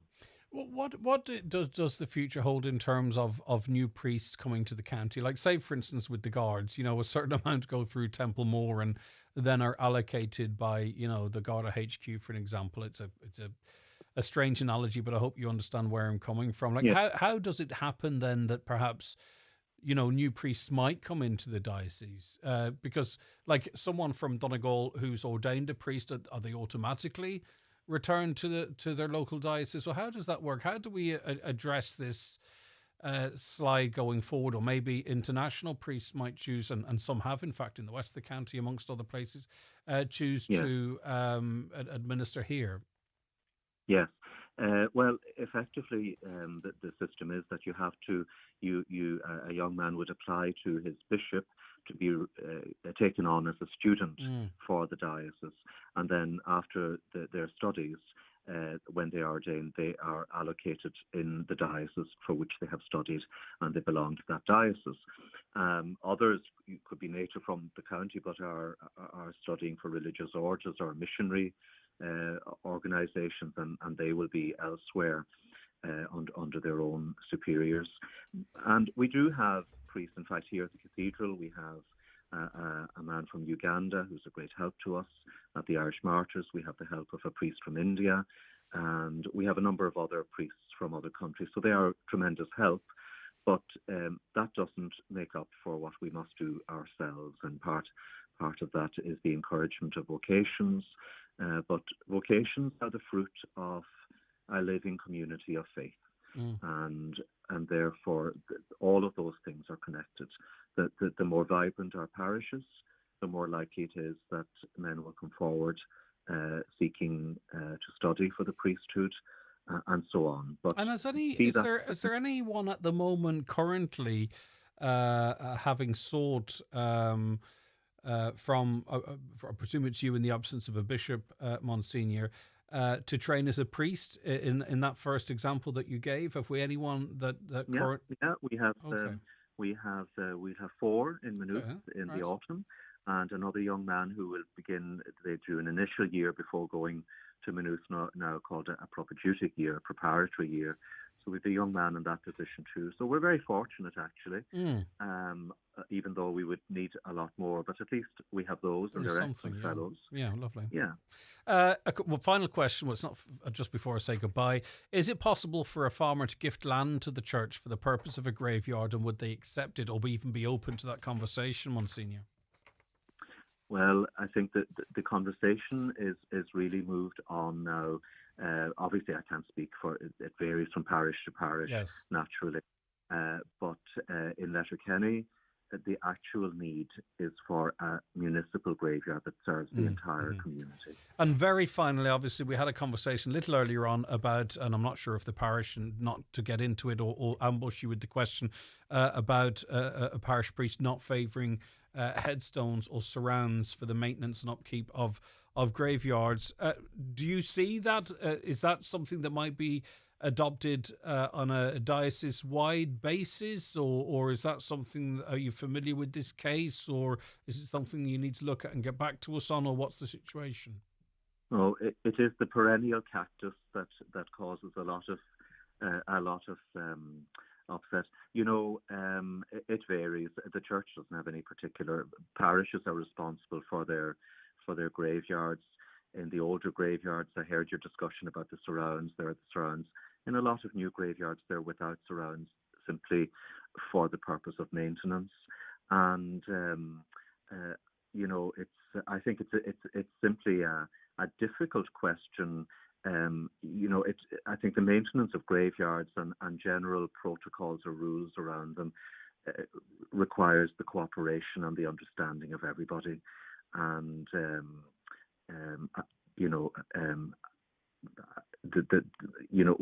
one arrangement or another, it's not a command that has come down from heaven. But I think one has to look at the practicalities of actually maintaining a graveyard long term. I don't have strong opinions about it myself, but I do think that if a decision is made in a particular graveyard, it's usually not to annoy the people, but in order to provide for the good maintenance and respectful condition of the graveyard going down the years, Okay, and very finally, when might we expect a new bishop? Oh, I wish I could tell you, and if you have any indication, please be the first to tell me. It's a long time now. We really would love at this stage to have a bishop. We're a year and a half without a bishop, and it's long. So I certainly would be very anxious to see a bishop named, apart from anything else, to be liberated from the duties that come with my own position at the moment.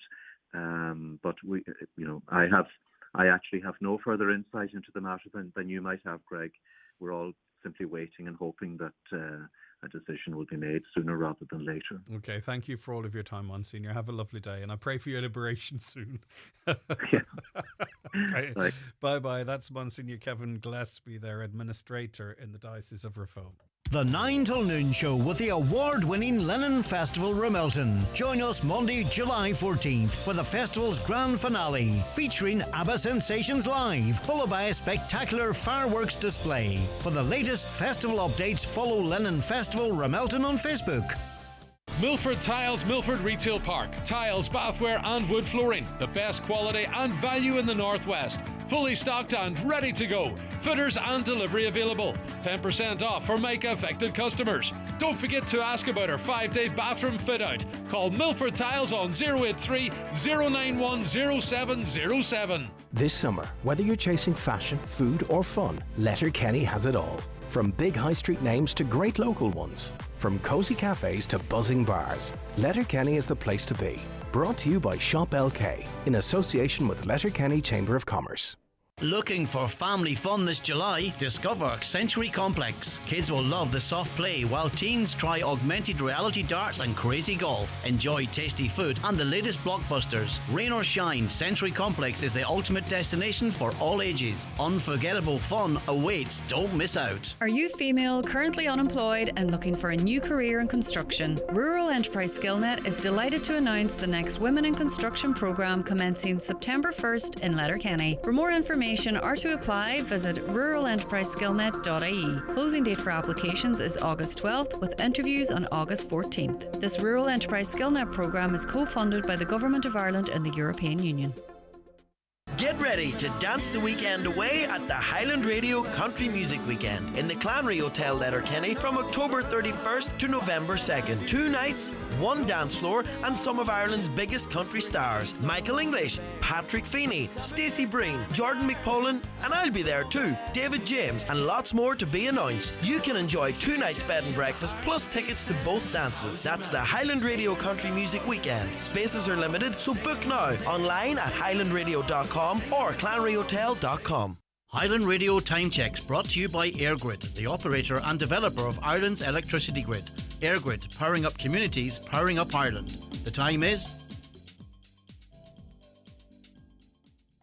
Watch the show live now on YouTube, Facebook and at highlandradio.com. The 9 till noon show, proudly sponsored by the award-winning Lennon Festival Ramelton. Now in full swing. This weekend, catch headline acts. Honour, Queen Tribute, Tumbling Paddies and ABBA Sensations. For tickets, search Lennon Festival on Eventbrite.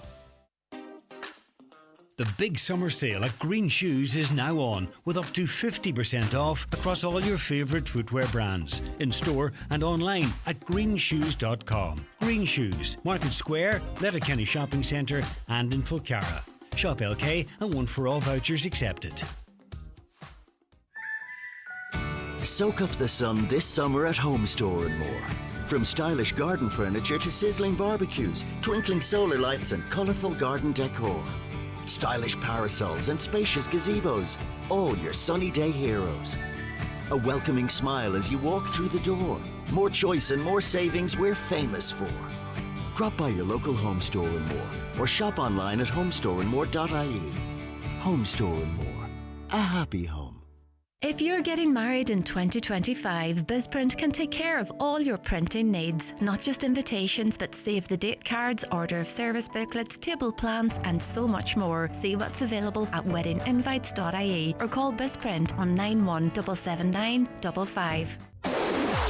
Show your colours at Brian McCormick Sports and Leisure, Main Street, Letterkenny. Donegal t-shirts, polo shirts with matching shorts or quarter zips. Support our team, be proud and be loud with the latest jerseys. There's Donegal on-pitch jerseys, or try the latest training jerseys from only €45. Brian McCormick Sports, supporting Donegal GAA. Sponsor of Donegal Football All-County Division 1. Experience HOME, Ireland's first aerial hip-opera by Fidget Feet and Toby Omoteso. A thrilling mix of aerial dance, hip-hop, spoken word and opera. Featuring critically acclaimed rapper Woolsey. 9 performers, 1 unforgettable night. HOME lands at Angrinnan Theatre on July 19th. Don't miss this powerful genre-defining show. Tickets available now at angrinnan.com or by calling the box office team on 074 9120777. Now we're joined by 2 guests on the programme. Dennis Sheridan. Good morning, Dennis. Morning, Greg. Thanks so much for joining us. And we also have Barry O'Donnell, who's with us as well. Hi, Barry. Good morning, Greg. And we're talking ahead of a celebration of life, survival and hope taking place this Saturday, the 12th of July, in the wonderful surrounds of the Lagoon in Termon. And Barry, your story is one of survival and resilience, isn't it? What happened to you? When did it happen to you, Barry? 21st of May 1995, 30 years ago this year. Mm. And what happened? Well, it was a fishing vessel that I was working on down in Burton Port in Evania, went on fire, and I got caught up on it and was very badly injured, was lucky to survive. And you suffered severe burns I did. To what percentage of your body? Yeah, 75%. Right, okay. Yeah, full thickness burns, that's correct. Unbelievable stuff. Yeah, bad. Did they think you were going to make it at that time? No, well, strangely, the way that the burns unit gauges your chances of survival, take the percentage of the burns, add it on to your age and subtract from 100, and that's your chances to survive. I was in the minus category. Jeez, unbelievable stuff. And do you remember the events of that day? I'm not asking you to relive them. No, all's good, man. No, listen, nothing. I remember the day before.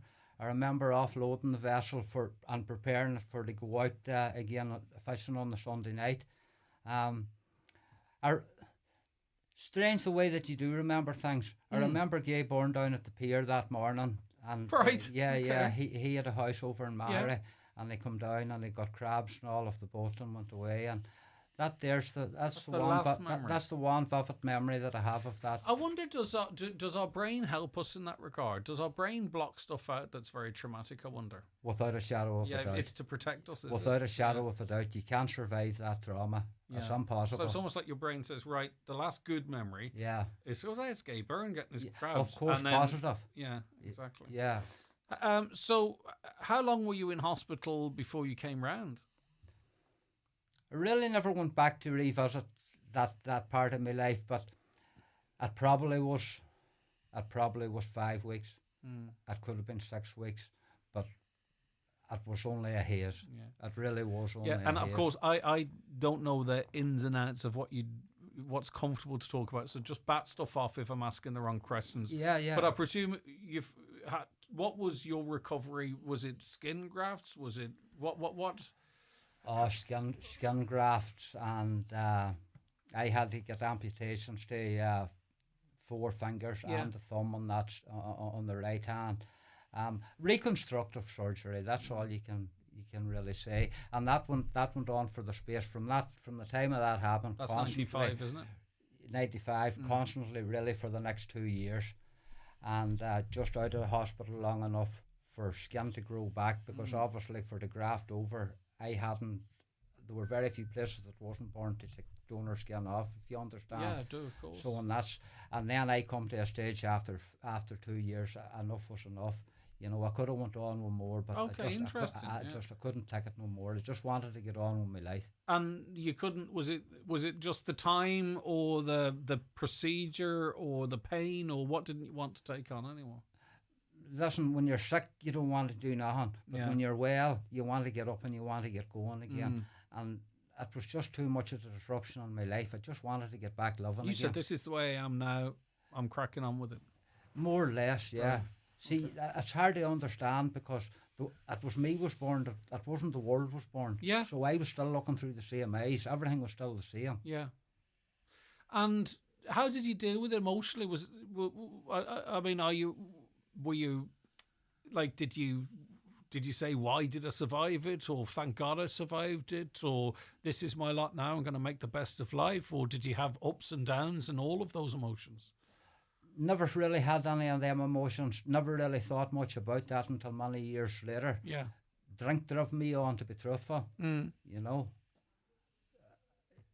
I love drink, and drink blocked all that out. Yeah. So when you were having a few drinks, that was it was no longer about what happened to you on that boat. It wasn't there. Yeah. But that can't go on forever either. But that can't go on forever. That can only last a while. And when did you at what stage then did you sort of say, right, well, I'm going to have to do this a different way? Took me a long time. Took me another 15 years. Wow. Yeah. Tough. It's tough because it's tough giving up booze or cutting back on booze at the best of times, but not when you're dealing with something that, as you say, it's you that's dealing with it, not the world.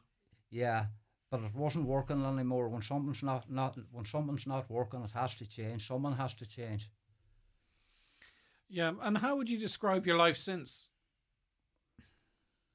Since my accident, funny, the way that I look at my life is, I spent 15 years battling drink. Drinking. And the next 15 years, not drinking. Trying to stay away from it. And it's only now this year that I feel that I've caught up with myself. Right. If that makes any sense. No, of course it does, yeah. It's when it's right for you, isn't it? Yeah. And really, that's it. Just I took that length of time for to get back on the path again, if you know what I mean. Mm. Yeah. And with everything that you've dealt with and deal with, you're not immune then from the other stuff that life throws up for everyone. Sure, and that's bereavement, loss, and that's life. I've lost my father in sobriety. I've lost my sister in sobriety. I've lost friends in sobriety. And that tested you. That would test your resilience. Well, it's not. It's I hand it all over to a higher power, and that's the way I live my life now. And I might. It might sound strange now in the age that we're living, and you're not allowed to talk about this, and you're not allowed to talk about that, and people will be offended, But I have a higher power in my life that saved my life, and that's not up for debate. Mm-hmm. And that's religion, is it?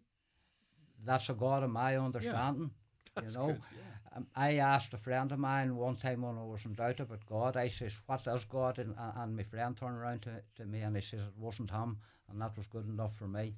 Yes, indeed. Yeah. You lived in Armagh for quite a bit. I still live in Armagh. Right. Okay. Yeah. I'm between here, Donegal and Armagh. Yeah. Yeah, and you talked about the loss, and unfortunately, as we get to a certain age, you go through spells where it seems everyone around you is dying. It's crazy, isn't it? But did your loss of your sister Deirdre to cancer have a particular impact on you, Barry? Yeah, that was a big thing for me. It drove me into a real dark place. I didn't know that you could be so badly affected by something. I couldn't. I didn't want to face the world anymore. Yeah. Really didn't. It was a darker place than ever it was from the time that I had my accident. It was a darker place than my battle with booze. But it's another point you could have give up, but you didn't. What happened? Why not? It was a combination of things. I had an accident just maybe a year before my sister died. I had to get 5 pounds on my heel. I had a bad break, and my dog of 15 years died, and then my sister got sick, and my sister died then. And I had another friend of mine, James Kelly, that died, and I couldn't believe it when he died, because if there was anybody I thought was going to come out of it, it was him. And it just was getting worse, and I couldn't believe the unfairness of life, And then it finally catalyst, or whatever the word for it, sparked off, was a neighbour died, Yvonne McGettigan, and I remember Yvonne growing up, and she was a very upright person, very, good person, was always helping people. And I remember at the wake and the funeral, life seemed so unfair. And I come home from that funeral, and I had never looked back at my own life and the time I had the accident or anything. I'd never even made contact with the 2 firemen that saved my life. Yeah, okay, yeah. And within 48 hours of Yvonne getting buried, was I had contacted, was in contact with Pat Boyle, the fireman that actually took me out of the boat, himself and another man down from Dunlow, Brenton Green. And then just all of a sudden, this whole notion came into my head that I had to do something, that life wasn't doom and gloom, and and these was people that didn't want to die, and life seemed so unfair, and it drove me on to do what with everything you've gone, the things that seem to have impacted you most are things that impact other people. And obviously the loss of your sister impacts you, but and Yvonne's passing and others that you thought would get through. It seems the greatest impact of it's not been what you've endured. It's when you see someone else going through it, which I think is quite an interesting potty character, to be honest with you, Barry. Yeah, well, it's unfair. You're not selfish anyway, let me put it like that. Yeah, well, I never looked at it that way, to be truthful. I just thought it was unfair because anybody that knows me, I was reckless, you know. I loved my life reckless. You know, I thought myself probably I was invincible, as a lot of people do think when they're young, you know. And this isn't the only bad. I had another couple of near scrapes as well. There's no point in talking about them now, but you know, after all this here, I was still alive, and these people that done nothing only good, you know, and tried to help others, and they were gone, and it really didn't make any sense to me. But you've a new focus now, and I do wonder, you know, if you know, that reconnection with Yvonne, and you know, moments in your life and your own personal faith in the God that you believe, is if do you feel that this has sort of been laid out for you? Was Yvonne, in a way, did you reconnect with them and the people that saved you as part of the journey as to where you are now? Oh, without a shadow of a doubt, yeah. It all fits into place. Okay. And this leads us up to, I suppose, it's a celebration. How do you frame it? I'm going to bring Dennis in a moment, but I'm just curious as how you frame this event, Barry. It started off as one thing and it ended up another. If anybody organises an event, they'll know that themselves. And really and truly, what I wanted to do at the start was, on the anniversary of the boat going on fire, for a few of us to meet in Burton Port at the pier, sing a couple of songs, and then go to Jimmy Johnny's then and have a night's crack and go home. And one of the firemen, Patrick Boyle, he come up with the idea, why not have a fundraiser? And then he got me riled up thinking about that, and this is where we've ended up in the lagoon. Dennis, what's your role in this? Yes, Greg, my role... You're the brains of the operation. No, I'm not. Definitely not the brains of the operation. I have too much on him. I couldn't refuse. That's the way. Yeah, I blackmailed him. All right, okay. Because myself and Barry has been friends for a long time. We more or less grew up together. I'm slightly older than Barry, but I know him from a very young age, and I know what Barry's been through. You know, I know his journey. I know his journey since the fire, his journey in recovery, and his journey before he got into recovery. And you know, Barry hasn't said it, you know, but there different things been talked about Barry and his recovery. And during his period and his recovery, you know, he himself has helped a lot of people. And recovery, you know, to get into recovery, you know, and he hasn't, he's humble, he's that humble that he wouldn't say that, but he has, you know, and has, you know, so my role, I suppose, you know, when Barry started talking to me about this thing, and because I've done a few charity events before, I offered to give him a hand out, you know, and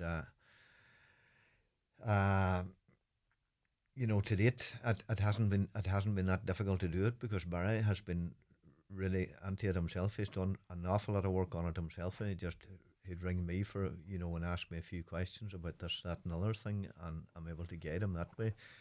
So, you know, the day of the event, I decided that there are two local men in Kilmacrennan, Adrian Boyce and Ronnie O'Brien. Both men would be synonymous with the Donegal Classic Car and Vintage Club. It's amazing, we family, that, isn't it? The classic car, classic tractor, bike family. And the Lennon Ploughing Association as well, both men. Ronnie would have been a member of the Donegal Classic and Car and Vintage Club. You know, his wife is probably Rosemary, she's probably listening on here today. You know, so both men died a few years ago, and I ran an event for them shortly after they passed away at that time, you know, and there was a huge amount of tractors. I think it was over 100 tractors turned up. These people in these clubs and the Lennon Ploughing Association and the car clubs, they really come together when members have passed away, you know. And so what we've organised that. The tractor run for the day and the Donegal. So on Saturday, it's the Adrian and Ronnie Memorial Tractor Run, and it's in association with Barry O'Donnell's Hope at Home Family Day. It kicks off at Lagoon Car Park on Saturday, July 12th. Now, people involved in this scene know the crack, right? So when do you register? You register at 12 noon, and then the run starts at 1. The tractor run then finishes back, and the weather's going to be fantastic, by the way, which is brilliant, isn't it? Yeah. So the tractor run then finishes back at the lagoon, where drivers will be welcomed back by Eddie Gallagher and his band. Brilliant. Hot food and drinks to be provided as well. Then the David Craig band. I mean, they're fantastic, right? Yeah. And also DJ Doc, a local DJ who's brilliant as well. He was up with us in Creaslow not so long ago. Yeah. And so it's for everyone then, isn't it? You know, it's for everyone. It's obviously those involved in the tractor run, get your tractors in, get them registered, but presumably it's open to the whole community on Saturday, the broader community as well. Anyone can come in. How can they contribute? Is there tickets or raffles or buckets or what? There'll be raffles on the day. There'll be people going around with buckets, selling raffle tickets, and there's also a Facebook page set up as well, and there's an I Donate thing on the Facebook page. So what's that Facebook page called? We'll link it. I'll find out off air and link it, right? There's actually a couple, you know.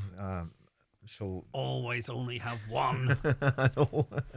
Anyway, so there's a couple there. I know it's but just the link's the same. It's just different Facebook. The link's the same. So for the tractor drivers that show up on the day, you know, they'll be entered into a free draw for a fuel voucher, you know, to sort of compensate them in some way for coming along, because they put in a huge effort, and so do they. But look, the weather's going to be beautiful on Saturday, so you can wash your tractor in the morning and it won't be looking like you know what. Yeah. By the time you get to the lagoon, yeah, you know, it'll stay nice and clean. Absolutely. And your philosophy is life's worth living together. We can make a difference. Is that a quote attributed to you, Barry? Yeah, that's correct. Right, okay. And what do you hope to achieve? What do you want to come from days like this? What do you mean, Greg? Is it about just, I don't know, is it about just getting people together, celebrating? Is it as simple as celebrating what's sometimes incredibly hard to achieve, and that is resilience, that is, you know, everything we've been talking about? Survival. Because surviving is coming in different ways. For you survived an awful lot, right? For others, it can be surviving a cancer, or it can be surviving a bout of poor mental health, you know. But we can all do that better with good people around us. It's about hope, and it's about the kindness of others. Without the kindness of others, this would have been impossible. And when it comes to about hope, 30 years ago, when I look back at my life and look back at St James's Hospital and what had happened and all the rest of it, there was no hope, you know. And to be able to look back 30 years later, to be here on Highland Radio, contented, happy, looking forward to life, there's nothing that bad. People think, you know, this happened or that happened, and I can't get out of it, and this is dreadful. It's not. Time cures a lot of things. Yeah. It really, really does. Mm-hmm. And yours hasn't been a magic wand journey. You've had to go to the very lows to get to where you are now. You know, you've had to drag yourself through those moments. So we're celebrating life, survival and hope, and that's enough in and of itself, Dennis. Are there any beneficiaries, charities? Yeah, the Donegal Hospice is one of the beneficiaries. Brilliant. And also the cancer flights. The Donegal Cancer Flights is one of the beneficiaries. Brilliant. Also. So it's in remembering Adrian and Ronnie and supporting Barry O'Donnell's Hope at Home. Glorious Saturday, glorious lagoon as well too. It's a great space and well suited for the cars lining up and tractors lining up and peeing off and then coming back. Absolutely. Yeah. All right, great stuff. James, Kelly's wife, Michelle, rang to wish you good luck with the fundraiser. When James was sick, Barry visits meant a lot. They were very appreciated. And I think that's what Dennis was referencing, Barry, that, you know, the stuff that you've done for others that sometimes it's hard to, we don't talk about ourselves. But I think also, Greg, that we should remember the two firemen, Pat Boyle and Brendan Green, today. Those two men, they were awarded a silver medal and a certificate of bravery, you know. And from speaking to people that was on the pier that night, they would describe it as a burning inferno that those two men. They probably had no business going in there, if the truth be told, but they did. And Barry, you know. And if I may add as well, Dennis, the man that alerted the fire brigade, Anthony Donaghy, poor Anthony was killed within a year after that there. And you have to remember, you were living in an age where there were no mobile phones. But Anthony obeyed the rules of Burton Port, and that was that anybody in Burton Port that was out on the night always went out and checked the fishing fleet. There you go. Yeah, and went down, turned at the pier, and it was Anthony that made the discovery. Yeah. God rest his soul. Yeah, too. God rest his soul. Yeah. That's it, isn't it? Really? Isn't it? Get along to Termon on Saturday. Register between 12.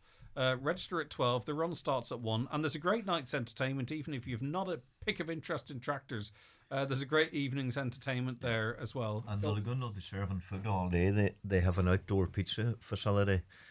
Madeleine McDade will be serving ice cream in the shop all day, and minerals and everything. So there's going to be, something there for brilliant. For it's going to be a nice wee day out. All right, lads. Thanks so very much, okay, Barry. Greg. Thank you. Thank you. Best wishes with everything going forward, and also Dennis, you keep up your great work, Dennis Sheridan, in what you do in supporting. So you talked of Barry not describing what he does. You don't do it yourself either. About yourself. So well done for everything that you do. It's greatly appreciated. Can I say that on behalf of our wider family, our community here in the Northwest. Barry, thanks so much. Dennis, thank you. Thank you, Greg. Back with more after these. The 9 till noon show with the award-winning Lennon Festival Ramelton. Now until July 14th. This weekend, enjoy Honour, Queen Tribute, Tumbling Paddies and ABBA Sensations. Plus family fun and entertainment for everyone. For full details, see Lennon Festival Ramelton on Facebook. TFI Local Link operates evening and weekend services throughout rural Ireland to help you stay connected 7 days a week. We know life doesn't just happen 9 to 5, so if you're commuting, shopping, visiting family, or going out in the evenings or on the weekends, let TFI Local Link take you there. Visit transportforireland.ie. McCullough Jewellers in Letterkenny are synonymous with fine jewellery, quality watches and giftware. With stores at Main Street, Letterkenny and the Letterkenny Shopping Centre, or online at ormccullough.com. You can choose from their quality product range in a relaxed atmosphere, and their sales staff will be happy to help you make the right choice, whatever the occasion. McCullough Jewellers, making moments magical for generations. In the lead up to Donegal's All-Ireland semi-final, Highland Radio will broadcast the Score programme from Carndonagh GA Club this Thursday evening, where we'll be joined by 2012 All-Ireland winners Ryan Bradley and Declan Walsh. Carndonagh is the home club of county star Conor O'Donnell, and with several other players from Inishowen involved in the county setup, we'll also be joined by the neighbouring clubs. That's the Score this Thursday after the 7 p.m. news, live from Carndonagh GA Club, in association with Doherty Super Value Carndonagh. Best of luck to Conor O'Donnell and all the senior men's team this weekend against Meath. Doherty Super Value, behind you all the way.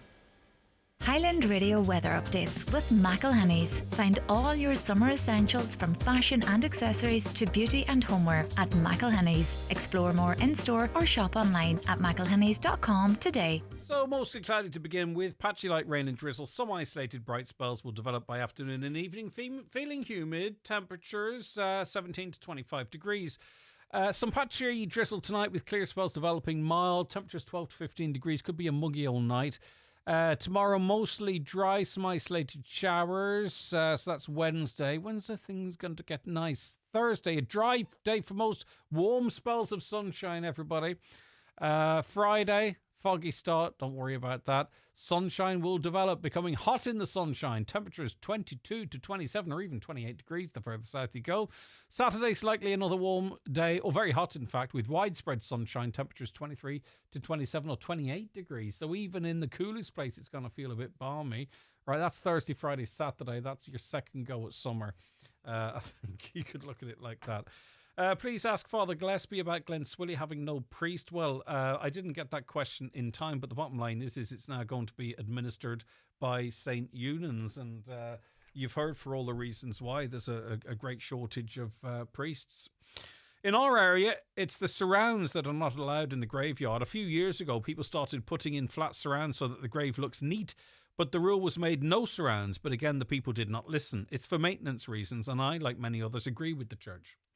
Another on the subject of Nelson Mandela, the fall of the Berlin Wall and the Good Friday Agreement. I think it would square the circle if hopefully before the next Stormont elections for the current First and Deputy First Ministers to jointly bring down that divisive, pointless and absurd peace wall in Belfast. Grown-ups make peace and live together. It's so easy. That comes in from Pat.